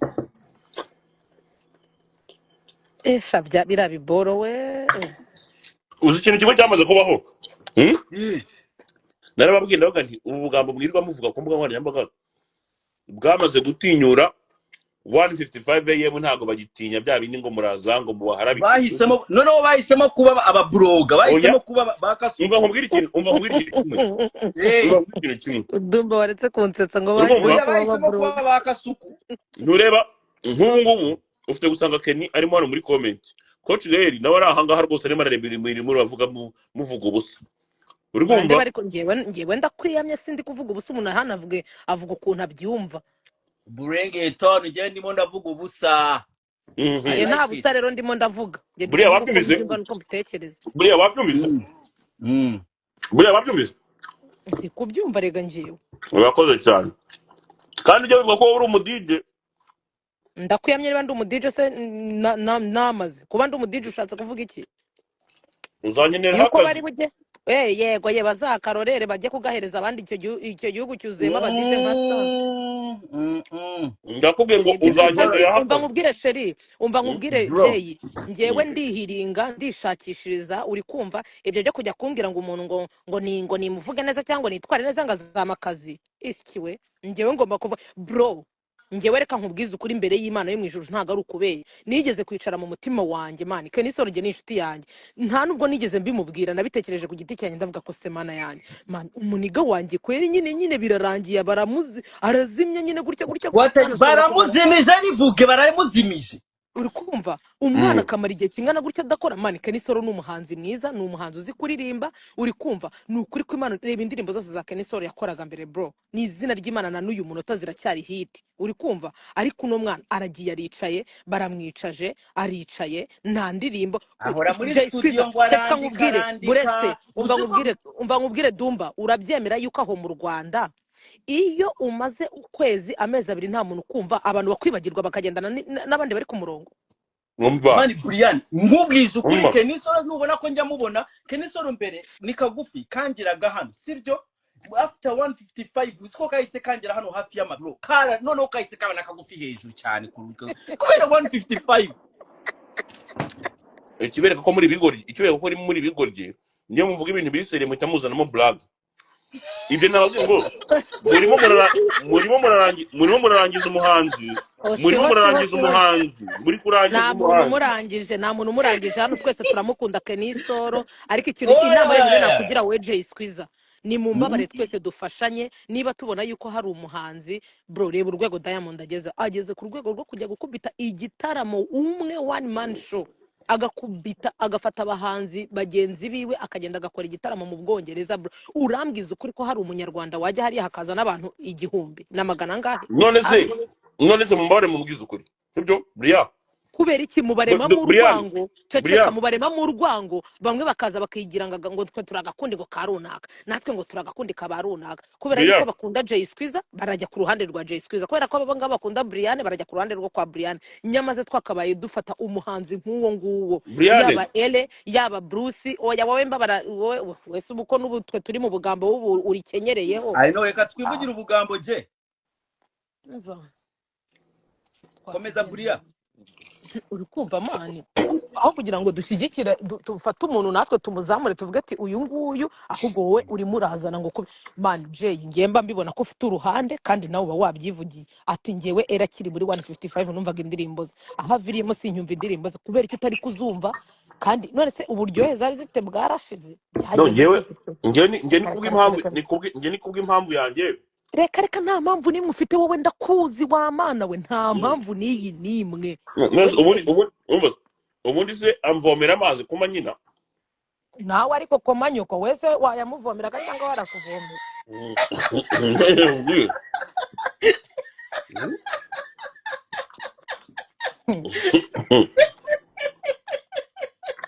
nta mazi amvome nawe ntayo Kenny Solo niba yarababaye yahise aseka nagaswe Kenisoro niba yarababaye isaseka bahise bamuhorera kabisa. bamuri aha ngaha muravuga ubusa muvuga ko ahubwo niwe urimo Ndashaka uravuga ubusa kukumenyesha. erega shu reka nkubwire none reka dutegereze ubundi reka tureke amagambo dutegereje tuze kureba niba indirimbo element ari busohore uri kumva itari burya igihiti ngo ni ukubera yuko atari muri 155 reka tubitegereze tubirebe Ahubwo ibyo ngibyo nta muntu wabyanze kuba bafite impano bari abana bafite impano urumva ese urabyemera ngenda byemera ko bafite impano ariko ni ingegera none yego dore ninde utaringegera ninde utaringegera mbere abana ni ingegera pe ninde utaringegera ngeri kukubwira bariya nibo nzi oya ninde nyine abariya ni ingegera abandi bose ni iki tubyore ubwo je ari muri kwe yabuze n'ibyo avuga uri muri kwe kwagufasha gutya bro ndumva ikintu kimwe mugomba kumenya ni urabona ibintu nka Brian abaza akavuga aha ngaha yihenura ndi kwihenura uretse uzunyumvire kunteranya nihenuye kuri inde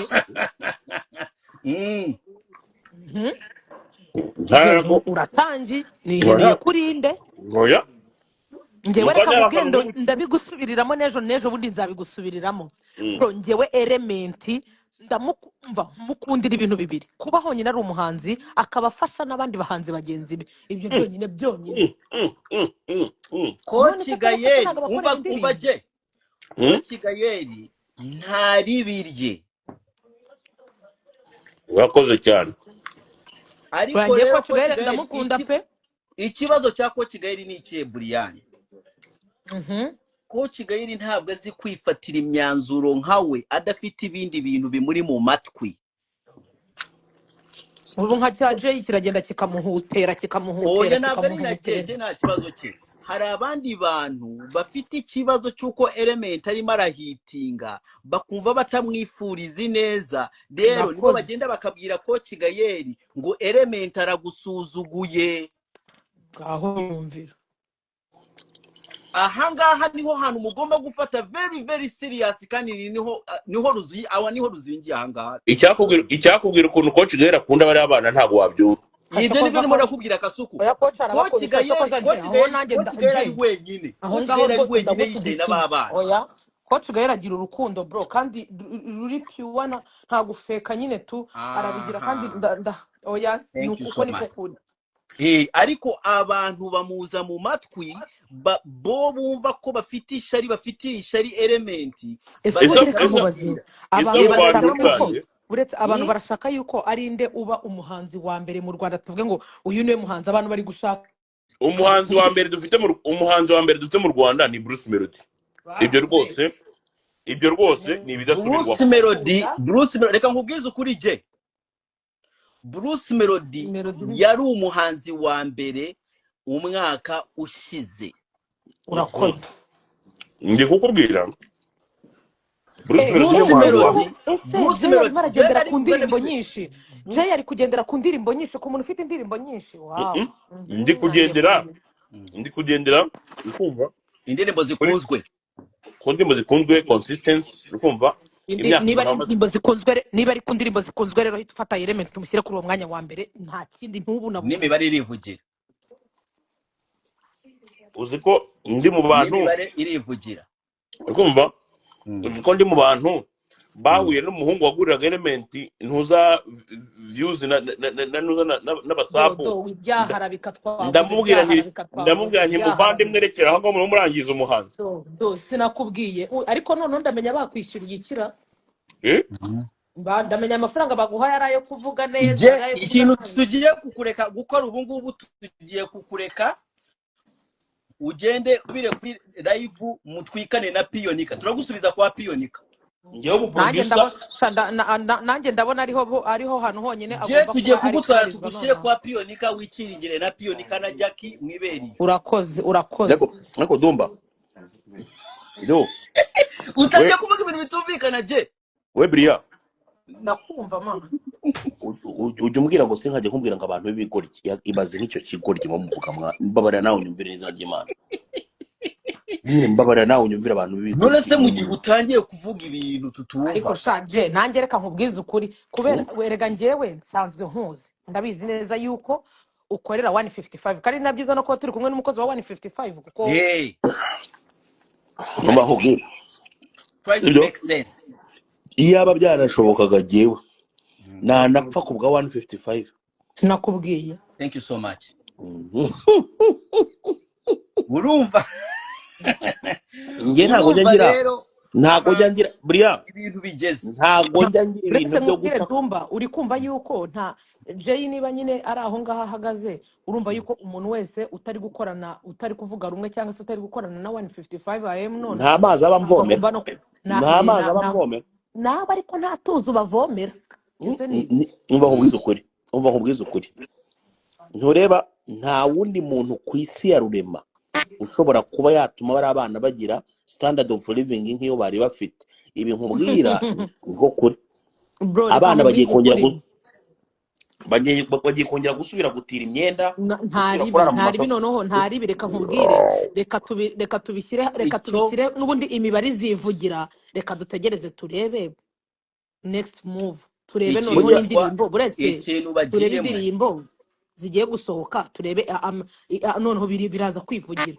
ibyo ari byo byose Element niba ari umuproducer mwiza uzi ubwenge unanakora agomba gukorera niba ari na melody ugiye gukoresha indirimbo agomba kumukorera byanga byakunda nkuko asanzwe abikorera abandi ariko noneho ngiye reka dutegereze turebe indirimbo Element ari mana iyi message muhingereze kwa Element natubabarira ubwo ndavuga abamufana abamukunda akubita indirimbo noneho turebe yuko itari buhitinge ngo kubera yuko ngo atari kubarizwa don't worry zirahari Brian umva don't worry zirahari indirimbo za umva Eri umva buriya mhm ngo agatinze kazaza niki nta menyo ya ruguru ntari urakoze cyane eh umugani nkubwiye uzawumbwira uvuga ati nirwo rugero rwiza rw'agatinze kazaza je nanjye reka nkubwire ngo ucire umugani mu kinyarwanda baca umugani ngo agatinze kazaza niki nta menyo ya ruguru nkuko uwunciriye nanjye ndawubusubije natwe reka dutegereze Mm. iyi niyo nama ngiye guha ko Kigayeri je Mhm. nkande se wowe nkande Dumba nje nkandi uri muravuga uri muravugana n'umukozi wabo no wowe nkande nyine uragira inama mukire niryo kosa mujya mugira uretse gato niryo kosa mujya mugira ugiye kumera nk'awa mugabo w'umuhanga ngo wegire inama umukire nta muntu ugira umukire inama umukire ibyo avuze biba ari ihame bikaba n'itegeko nta muntu ugira umuntu nkawe uretse gato umuntu nkawe w'umutindi ntushobora kugira umukire inama ntushobora no gutanga ariko igitekerezo ushingira hehe wita umuntu umutinda umuntu yitunze yigaburira njyewe miliyoni y'umuntu ntazimo n'igiceri cye cy'ijana ndikubwira Dumba nta burenganzira ndetse nta n'ubushobozi iyi si telefoni Brian iki ni iki hari iyindi telefoni ndimo ndavugiraho sibyo Dumba nta bushobozi reka nkurangirize mfite n'ama earpods sibyo uragakandagiye Brian ndi umutindi oya ntabwo uri umutindi ntabwo mba ndi umutindi umva nuvuga ko hari akantu mfite hari ibintu mfite bishobora kugura amafaranga cyo kuba ari Brian Brian wi hano hari umwana w'umuhanga umfashije cyane mureke basubize inyuma ho gato sibyo kugira ngo mbereke ko mwebwe muri ninjiji we na Dumba nawe wishyiramo n'injiji ya mbere kuko uretse gato nyine mugani muraba kuvugana na cya kindi cy'urunyinya nk'uko mwabivugaga sibyo reka ahubwo ariho turi bukohereze mu kanya akaba ari ujya uwo guhangana nawe uwo guhangana na piyonika kabisa uretse gato nkubwira mwakomeje kuvuga ngo iby'imibare ngo imibare bigaragaza ibiki byose za YouTube rega baragura kandi nababwiye ni bari abana bazaba scamming bazababeshya mu gihe barimo barigura ibiviews n'ibiki byose ngaho mugende murebe za Spotify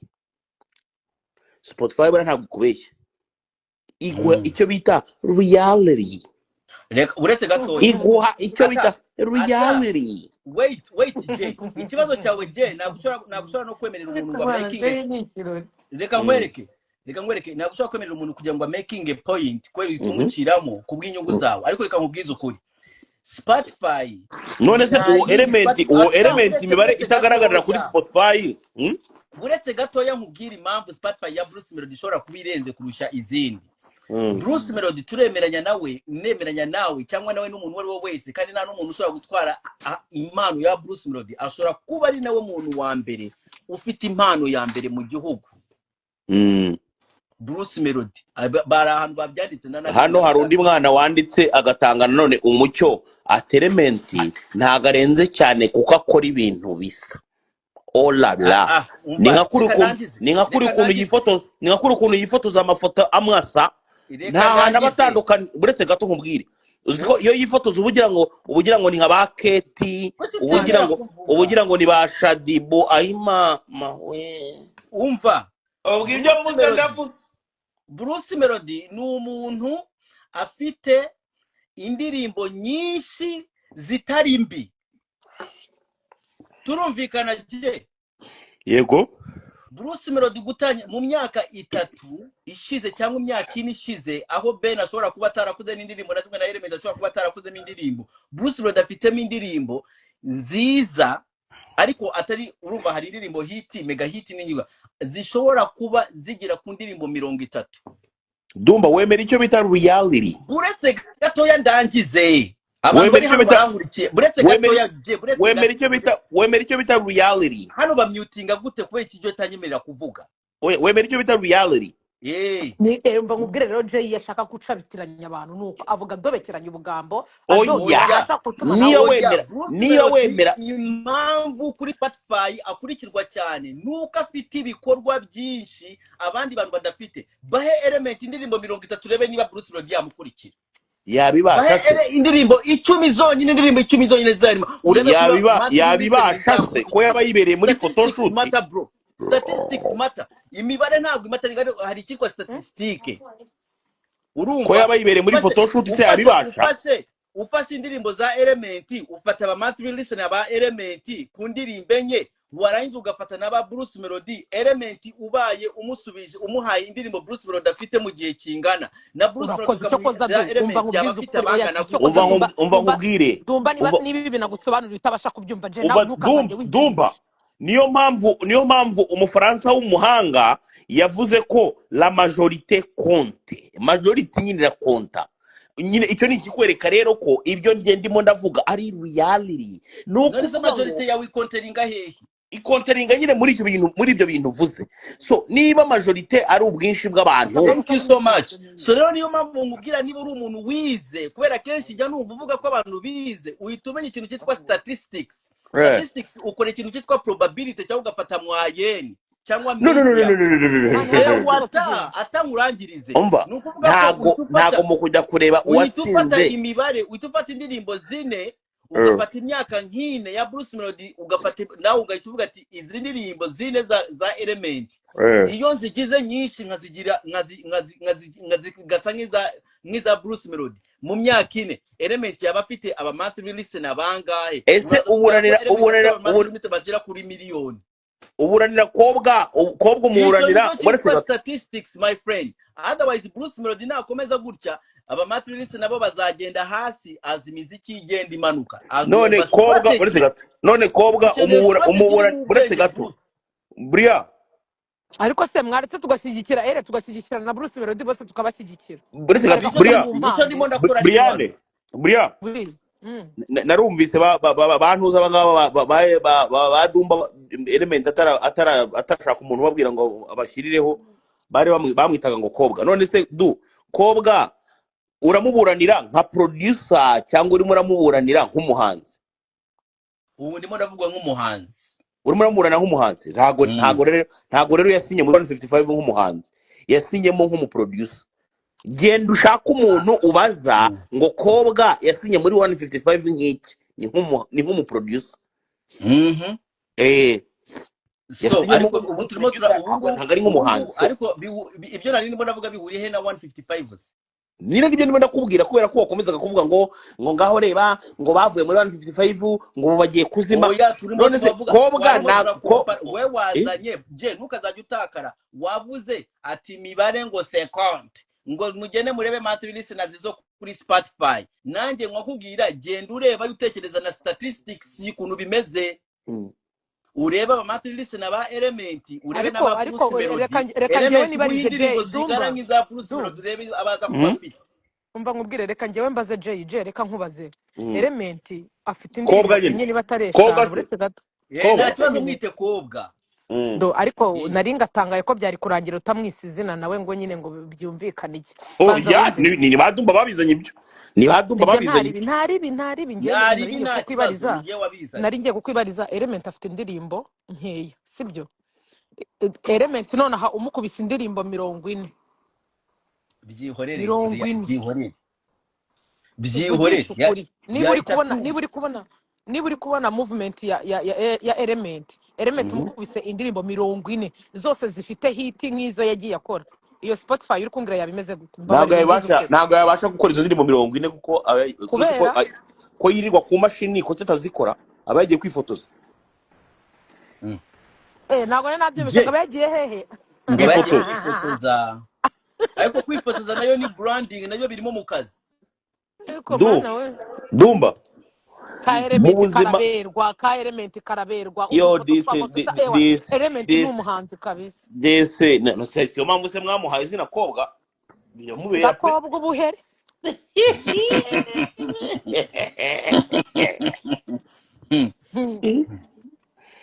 je gakobwa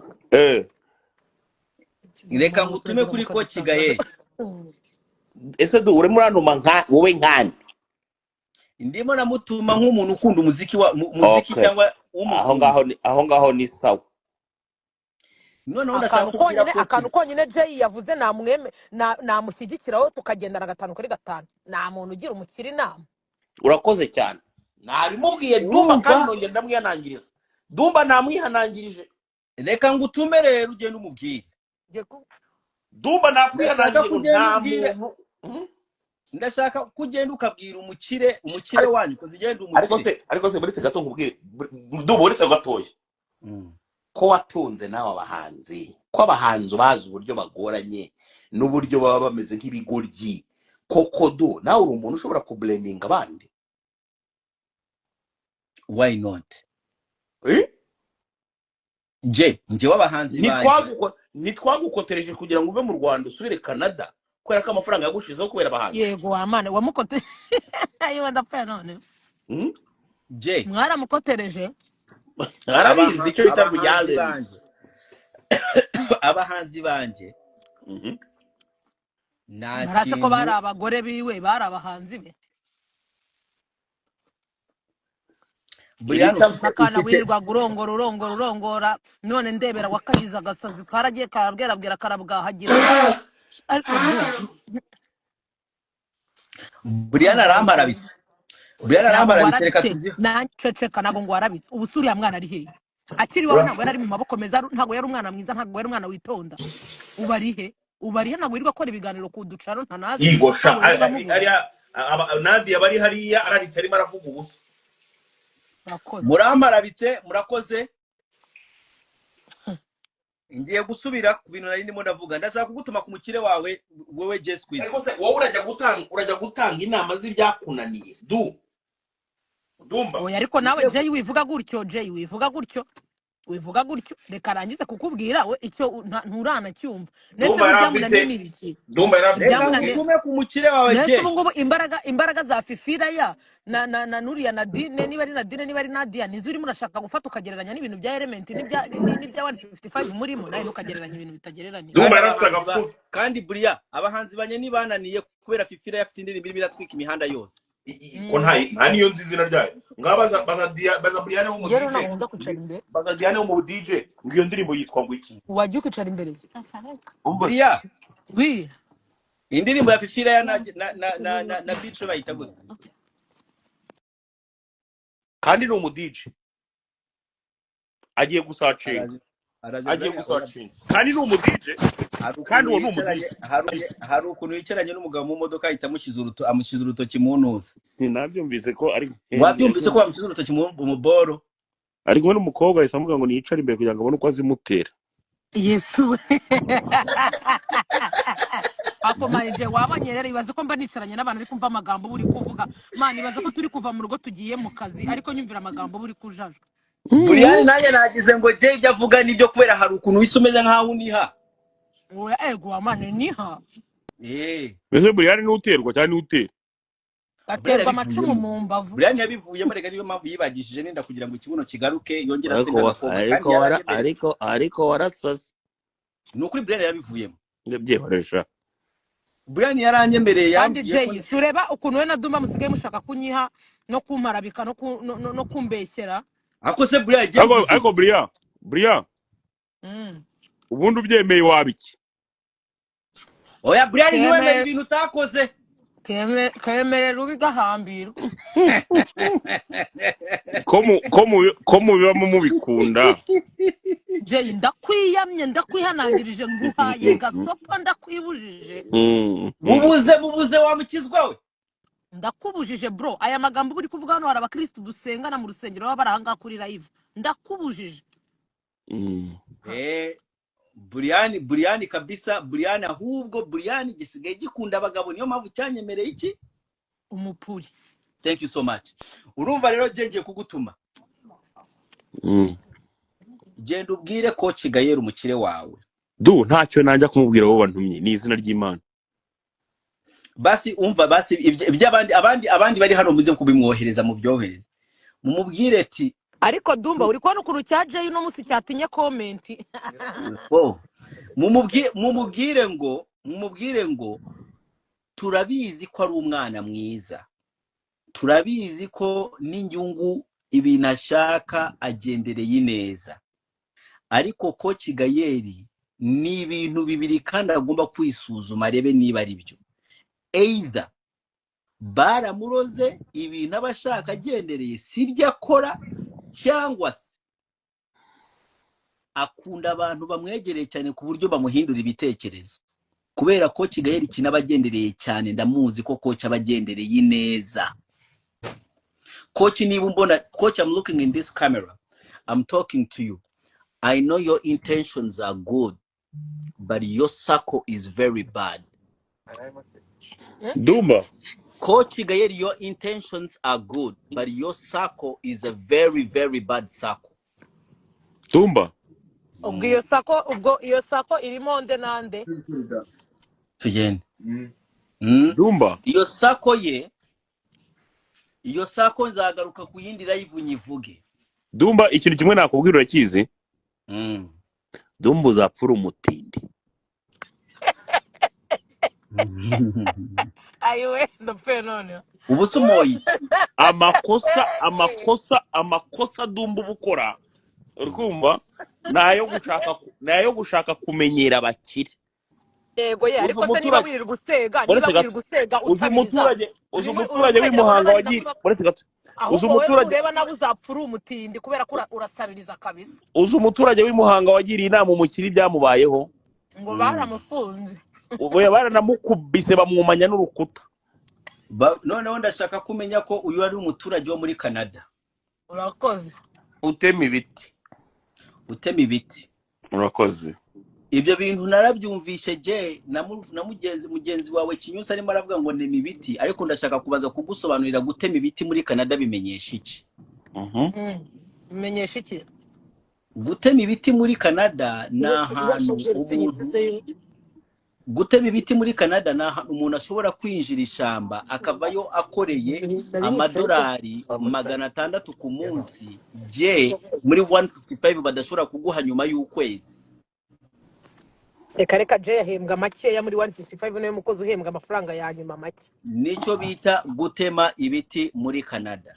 Nkubwire Brian ariko sha ndashaka kuzajya kwirebera umukire Coach Gael sha nanjye nago aheruka kuma ibice ndashaka kuzajya kumwirebera nkamwijudariza akanyihera. muzajya muza muharabike ngo mujye guhembesha. akwiyamye wakintu nge mu bintu nigeze mvuga ubwo ngo umuntu arimo uvuga ko Coach arakurwanya Gael yewe ngo ubwo arimo arakurwanya iyo je ahubwo arimo ngo umuntu ngo ngo arimo ngewe ngo ngo arimo araziba inzira ngo uzacamo kugira ngo ugende usebe reka nkubwire wamwumvishe nicyo kibazo oya rwa Kasuku ni urusambo ni oya umuntu Kasuku ukunda nawe kurya rwonyine Kasuku icyo muhuje na Bruce Melody ni ukwitambika abantu bagiye kugera kuri ngewe nta Coach muntu ngo n'umwe nta urakoze muntu n'umwe cyane umva nta muntu cyo n'umwe uzi nshobora kwitegereza nta oje muntu n'umwe genda je umva wowe na Bruce Melody icyo muhuriyeho ni ukubuza abantu bashaka kuvugana na Coach Gael ibintu by'amafaranga nawe oya nuko twakumvise ikibazo gihari ni iki ngiki urumva wabyutse mu gitondo Dumba wateguye abo bana bamaze buriya yabashizemo ugiye gutangira guharura inzira ngo uze ukuntu ngo wabwire umusaza ngo agukirireho ntabwo ibyo nabyemera uhamagaye Briane mwabivuganyeho bamaze ndakwiye kubashyiriraho imbere y'Imana yo mu ijuru mfe nonaha mube mutangiye kuba ceceka umva je izina ry'Imana nge nari ndimo nditegura ngiye kujya ku kazi dore ndaza mbabona kuri live mitanzaho niba nigeze mvugana na Dumba kuva mu gitondo Imana yo mu ijuru imana nushaka tube twavuganye oya nyine nuko ashaka kumvikanisha nuko ashaka kubwira abantu yuko ngewe nawe ari ibintu twapanze cyangwa se nge mutangiye kunshyiramo se ngo nanjye bamaye igiceri kereka hagize ukinkubita nibwo wahita ubona imivugire yanjye natogotano hazagira unyishyura ariko gatoya urebe ibyo bivugisha se nibi je imikino yawe yose uno munsi kuri iyi live twayiguyemo twagufashe gusa ndashaka kubabwira ko umwana mugiye gukiniraho bamwita Mugisha yego urakoze sha ndasubiramo umwana mugiye gukiniraho se na nyina baramwitegereje bahita mwita izina Mugisha cya Jeswe zagira ngo cyagoye mu mafuta iyo ubuto yayande yacamutse nge sinjya mfata mu nnyo icyo nababwiye nakibabwiye nababwiye ko rero natwe tudafata mu nnyo buretse gato iherezo hari akagambo Coach Gael yanditse arimo aravuga ngo azazana Chris Brown mu Rwanda urakibuka yanditse yavuze ngo mark my words yavuze gute ariko azamuzana mu rurimi rw'igifaransa baravuga ngo retenesa mark my words Coach Gael yavuze ngo I will bring Chris Brown muri iki gihugu mark my words Coach Gael wants you to mark my words mureke Coach Gael marking my words umwana murimo murakinira nawe bamwita Mugisha none se ubundi we nawe reka nkubaze Dumba mbere yo kuvuga ngo Coach Gael yavuze ntabyo nase uri kumva ko atabikora se ntabwo nabihakanya ariko urakoze naringize ubwenge bwa Dumba ndimo ndagenda numva bumeze nk'ubwaho nika gusa ntiye amagambo Coach Gael yakoresheje kugira ngo nanjye ndikoreshe hano Coach Gael natagira ubwenge akareka kumva amagambo y'abantu bamuri iruhande akifatira decision nk'umugabo ye namye Coach Gael ugaguma ukavuga ati ibi nibyo nshaka gukora wallahi Coach Gael abo bantu baragukoresha amakosa abo ni banduzi abamwongorera ni bande du ariko nanjye niba nari ngiye kumubaza abamwongorera ni bande yasa ko ubundi Dumba ntabwo njya mpubuka ubumba ntegereje haza umuntu avuge rimwe nze mbavuge umva mbese oya Brian nukazajya ukora ikintu udafite plan B buri kintu cyose turagisetinga mukaminga ndaje aka bro reka nkubwize ukuri ibyo mwivugisha byose ibyo mukora byose Coach Gael wallahi man uramuniga nawe mujye mu mubange reka nkubwize ukuri nka coach ikintu aba yarakoreye nk'urubyiruko turetse no kuvuga ngo iby'abahanzi be baramaze nibashaka bazatandukane cyangwa babyihorere ariko bro uriya muniga nk'urubyiruko mana bayarabakoreye ikintu kirenze sibyo iyo afasha kubaka Kigali Universe ikorerwamo ibikorwa ushaka gutegura igitaramo akajyamo umwana wese ufite umushinga cyangwa se ufite ikintu ashaka gukora akagenda akabona ahantu ho kujya gushyira iyo myidagaduro in case udafite amafaranga yo kujya gukodesha izo za arena sibyo ibyo biboro nabyo mujye mubyubahira umuntu kabisa na undi muntu wo warabitekereje abo ba manager banyu muvuga bamaze imyaka 1000 nta numwe wo waratekereje ikintu kiri big atekerereza urubyiruko avuga ati uru rubyiruko reka turuhereze ahantu h'imyidagaduro sibyo ibyo bintu mujye mubyubahira uri umuntu wo warakoze ikintu muri societe kingana gutyo man mujye mu icyambere cy'abafite urukundo muri we aba baniga hafi ya bose bazano ngo naba manager cyangwa se ngo nibiki baje ngo gushinga amarebo bro bose baza bafite inda nini yo kwikubira bakishyira baza bafite inda nini yo kukubira bakwishyira ariko nka coach mani we ameze nk'umuntu ahubwo ushaka kugira ngo nuko nyine babigeramo bakabiryaniramo bakabirwaniramo, ariko bameze nk'umuntu ushaka kugira ngo atange ikintu abantu nabo nyine babona amahirwe yo kukisangamo kandi kinini, ahubwo babigeramo ugasanga abo ba Jay barimo baragenda bari kubahemba amadolari 300, ugasanga yafashe uruhande yabyangije byose. sibyo umva Eh, Brian ariko Jay niba usigaye ubona umuntu ashaka kujya kwisabira amafaranga ku mukiri ukamuzibira, iyo mico utangiye utarayigiraga, iyo mico iyo ni ndami mibi Brian izakurushya ndakumva. ikintu kimwe ngewe mbabwira mwene abadumba mwatangiye ngo izo za propaganda zo kugira ngo abo bana twafashije bazime, wowe nande wabafashije, wowe nande. Ariko mana uba uri kumva ukuntu cya Jay kiba kishyizemo ngo abo bana ngo twafashije. ariko noneho ndumiwe. je Jay wagiye umbabarira ngo abo bana twafashije, wowe je nande. je bagukure ku mushara ntabwo uzi kuvugira nuza gengo. Erega 155 rega ntago ari gengo, ari niyo mpamvu gengo mwe mwashinze ibintu mukabyita ngo genge, kubera ko genge ari agatsiko k'amabandi bita birangira vuba. aha oya ntabwo nshaka kuvuga ko 155 ingana na cyaze genge, rasta ariko ndashaka kukubwira ko ibiboro byawe ntabwo uzi kubivugira neza. Brian biragaragara cyane kuri murakorera amafaranga. yo aho ngaho bimeze bite? shanga bimeze neza, ubu turi kujya mu Bufaransa, niho tugiye gukorera iri joro.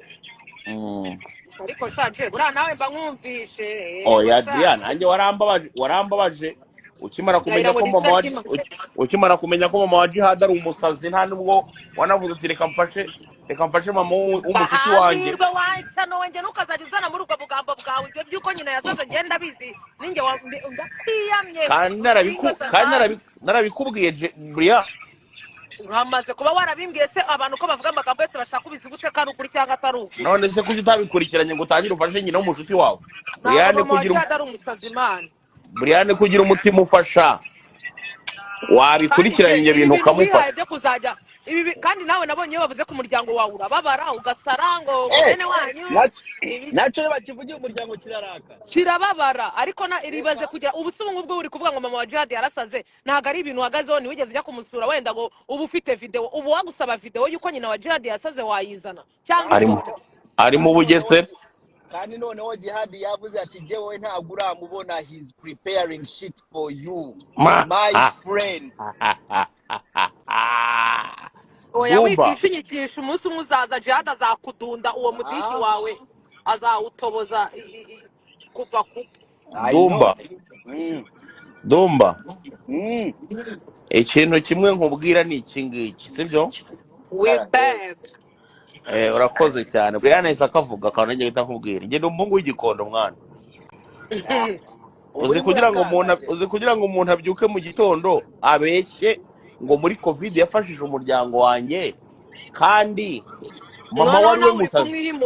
nawe uri kumwihimuraho. oya nge nahise nkurikirana, urumva mama we nagomba kumugurira agakawa tugasangira, noneho wabarambwa sije uzamipangu uzajya gusangira n'umuntu wasaze utora amashashi mu muhanda. ariko je ubu mu ibintu bya Jihad wazabivuyeho koko, ubu Jihad wazabivuyeho bikumariye. Wamuretse agakomeza ko Jihad mwizeye utazaca kumutinganyisha nkakwereka. ariko musuka icyo Jihad wo murusha umunwa we wabanyereka ko bashyize muri ringi imwe ukareba ukuntu Jihad agufata yakumenagura ubwo bugambo wirirwa wivugisha wabonye ko nyirabuja bamufunze. ngaho nyumvi uwuhe Ingabire Victoire bamufunze bamufunze. oya ariko ntabwo yari nyirabuja, ni nyirabuja. baza Brian arabizi ibyo bintu rwose. ndakwiyamye nukazaza unanga y'ingero ni nyirabuja se ako je wagira kagudu gushwanisha Ingabire Victoire ni nyirabuja wa Jihad hehe kwanze uribuka umunsi twari turi kuri space akavuga ngo ngiye ngo nirirwa ntukura mubyeyi. none se bimenyesha ko ari bisigura se nyirabuja. ko ari nyirabuja. Eyiwe, arewe. Ah, aje hano nta point ufite, genda gace. Dumba, du, uzi ko nkunda kwemera point zawe ariko izo byo ndabyanze. Dumba, twarayo nkubwi. Arewe. mbabwire mwa bantu mwe muri kuri Nora Ivu ibyo bigambo bya Kasuku nakazajya zanga ariko ubundi rero wagira ngo muratinyana. ubundi ugomba gufata nani jihadi ukamutuka nka jihad ukamukoma nawe akaza akagukoma ibyo byose byo ku ruhande by'abantu bo ku ruhande mukabivamo. Bria. Iki cyaje kitakibizanamo politike man. Oya, we Dumba. Hoshi nibyo. Kandi ngiye ushize naraje ndakubwira ngo piyoni kanabonye ari gukora ikiganiro avuga ngo kuki umuntu wese mushwanyu uzanemo ibintu ngo by'amacakubiri n'iki. Karame. Narabyutse ari mu gitondo nta nubwo nyine nzi ko jihad abaho. Nari nzi ko ari nk'umutinga nyine wundi nk'abandi bose bagenda bakajya gufata ibinini kwa muganga urumva bakajya kwisuzumisha mu tubuno n'ibiki byose. Urumva uretse gato. Ajya gufata ibinini sarwaye. Ndabizi se. Gusa nzi ko ngo bafata ibinini yo kwa warafungutse mu nyina.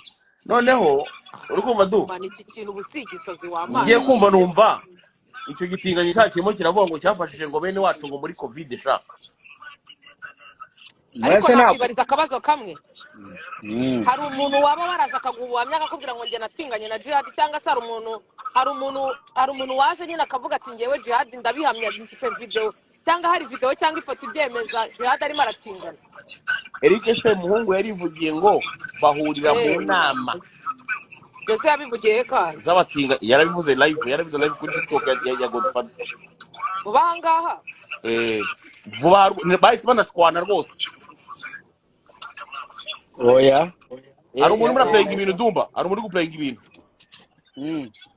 Hari umuntu guplaying ibintu. Umuziki se cyangwa ibiboro. Ibiboro bivuga nyine bivuga uko. Ibiboro bimeze nk'ibigani nabivuye ni wa murundi ucumbikiye Dumba abagenda yumva ibintu by'ibiganiro ntazi ukuntu bimeze. Umurundi ucumbikiye Dumba cyangwa umurundi ni wa murundi ucumbikiye Dumba.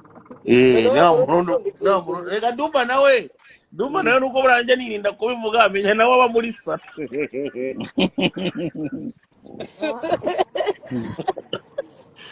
Urumva ubwo rero uwo mujihadi wawe Brian uzamubwira uti mu byo akina nabyo byose nge ntagakine nanjye ntago ari inshuti yanjye ntateze no kuzaba inshuti yanjye.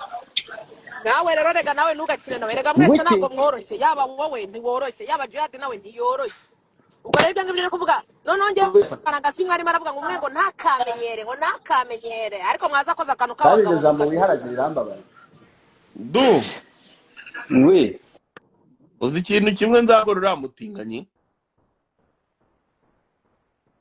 urumva ako mutinganyi waramufasha atingana ufite nshaka kuzafata amafaranga inote y'ibihumbi 3 nkamugurira mituweli nkamusaba kwisiramuza hadarasiramu yariko nawe wabonye isiramu Bria kireka nimba mwana mujyanye arasiramuye pe oya ni ibigambo by'abantu nyine baje barahurutura ariko no muri iriya video warasiramuye koko se ako Bria kandi wasanga nawe udasiramuye ndakwiyamye wakibyindiwe ndakwiyamye wasanga nawe udasiramuye kuko nmenye utazi umuntu usiramuye n'udasiramuye niko Bria siramuye n'idasiramuye kubitandukanye cyore yuze ninde ni wa murundi umucumbikiye ngera ntabwo je wagereka konse Bria siramuye urayizi wowe ndayizi ongera usubire kuri ya video yewe we Brian we Bria oui reka wenda nzimbuke jumping mve ku by'umutinganye jihad sibyo nabonye video ya kamarade ye baba we hoya nabonye video ya kamarade uzino n'ibintu yavuze muri video ntuza sha yande ya ndimo ndanga kubivuga ko n'umuntu nkunda disi nta nubwo aba mu bintu byacu video yande bati umva yabivuze ngira ubwoba nahise ngira ubwoba mpita mvuga ni kamarade nta mutima agira na muke nyine yavuze iki vuga nyine ibyo yavuze none se niba yabivuze ubwo nyine n'ubundi birari biri kuri YouTube yavuze ngo iki yavuze kuri video yayo wambabare nkayiplayinga aho iboro yavuze urahita ariko noneho urahita utinya kamarade guhera none ariko none umva ikintu cyansekeje ejo bundi nohereje Dumba ka video ahubwo nari ko nawe nakakoherereje Emi nyawe ari gusaba amafaranga King James narasetse ma urakoze cyane kandi yewe bakaza kuvuga ngo ngiye ngo ndasabiriza kandi nibereyeho neza oya rwose ariko Emi rwose sha yewe mana ariko banza wumve hano Bria banza wumve hano sibyo Dumba mbabarira wumve hano sibyo umva itari kuta Kimenyi Yive na Muyango bagakomeza bakabana nk'uburaya ntabwo tubyemera amategeko y'u Rwanda aho kugira ngo rero dusezerane dushwane twabana koco tukabana gutyo Imana yazabishaka dufite imyaka 85 amenyo yaratangiye kuvamo umwe afite inyinya nk'iya pionika undi inyinya yari yaraje nk'iya muzi ukazo dusezerana urabyibuka yuko bemeye gukora ubukwe Kimenyi Yive acumbagira akiri mu mvune yambaye inkweto zifunze niba ubyibuka yambaye inkweto zimeze nka sandali bari bamaze imyaka n'imyaka babana urabyibuka story ya Kimenyi Yive yo kudasiramurwa kwe we wabyumvise akantu ashakaga komane ariko aba baniga reka nge mbabwize wabyumvise akantu ashakaga ukumvise banza nyine wumva ikintu kimwe Jess ureba bano baniga ngo ni abanyamakuru niba ari abasesenguzi niba ari abanyamakuru niba baranabyigiye iby'ubunyamakuru cyangwa ari aba YouTubers baza bakitereka bakavuga ibintu umunsi umwe uzajya wumva umwe bagenda bamunagamo wirinjira mu muryango w'abantu kamarade ukunda kuza kuri zino live kandi ndizera ko nawe ngaho waba uhari kamara nawe umuntu aje akavuga ku muryango wawe ndi kwibaza ko ari ibintu bitagushimisha iyo urimo urafata umuntu utarigeze azanga avuga ku kintu cy'umuryango we sibyo ibi bintu bya Muyango na Yves babivuze inshuro nyinshi ariko man urafata umuntu w'umugabo cyangwa se w'umugore ntibigeze baza ngo baguha amakuru ntiwigeze ubahamagara wenda ngo ushake kumenya ukuri uvuge n'ibyo wenda wabajije uraje uriteretse ugiye mu muryango w'abantu uvuze iby'ubukwe bwabo uvuze iry'ibana ryabo ku bana bataragutumiye mu rugo rwabo reka mbabwize ukuri hari igihe muzajya mugwa ku muntu mukamuvuga muzi ngo muri gutwika akanga akabagezayo aho bagenzi banyu baba bari murahazi n'ibyo baba barazize murabizi Dumba iki ngiki ntabwo kimwe kirumvura Dumba ntabwo turi kukumva man ntabwo tukumva rata Bria Kimenyi sibyo uri kumva Bria ndakumva Kimenyi Dumba ntabwo turimo turavuga kandi turi kuvuga nako Dumba we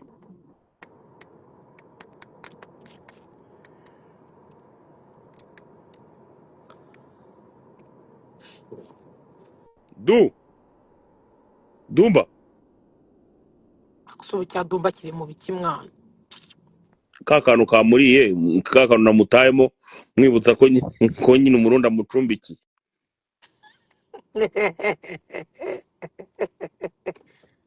nago reka ngewe mveho ndongera nsubire cyangwa nave uri kutwumva muratwumvara ntago kiri kumva urabona kiri kumva nikiveho cyongere gisubireho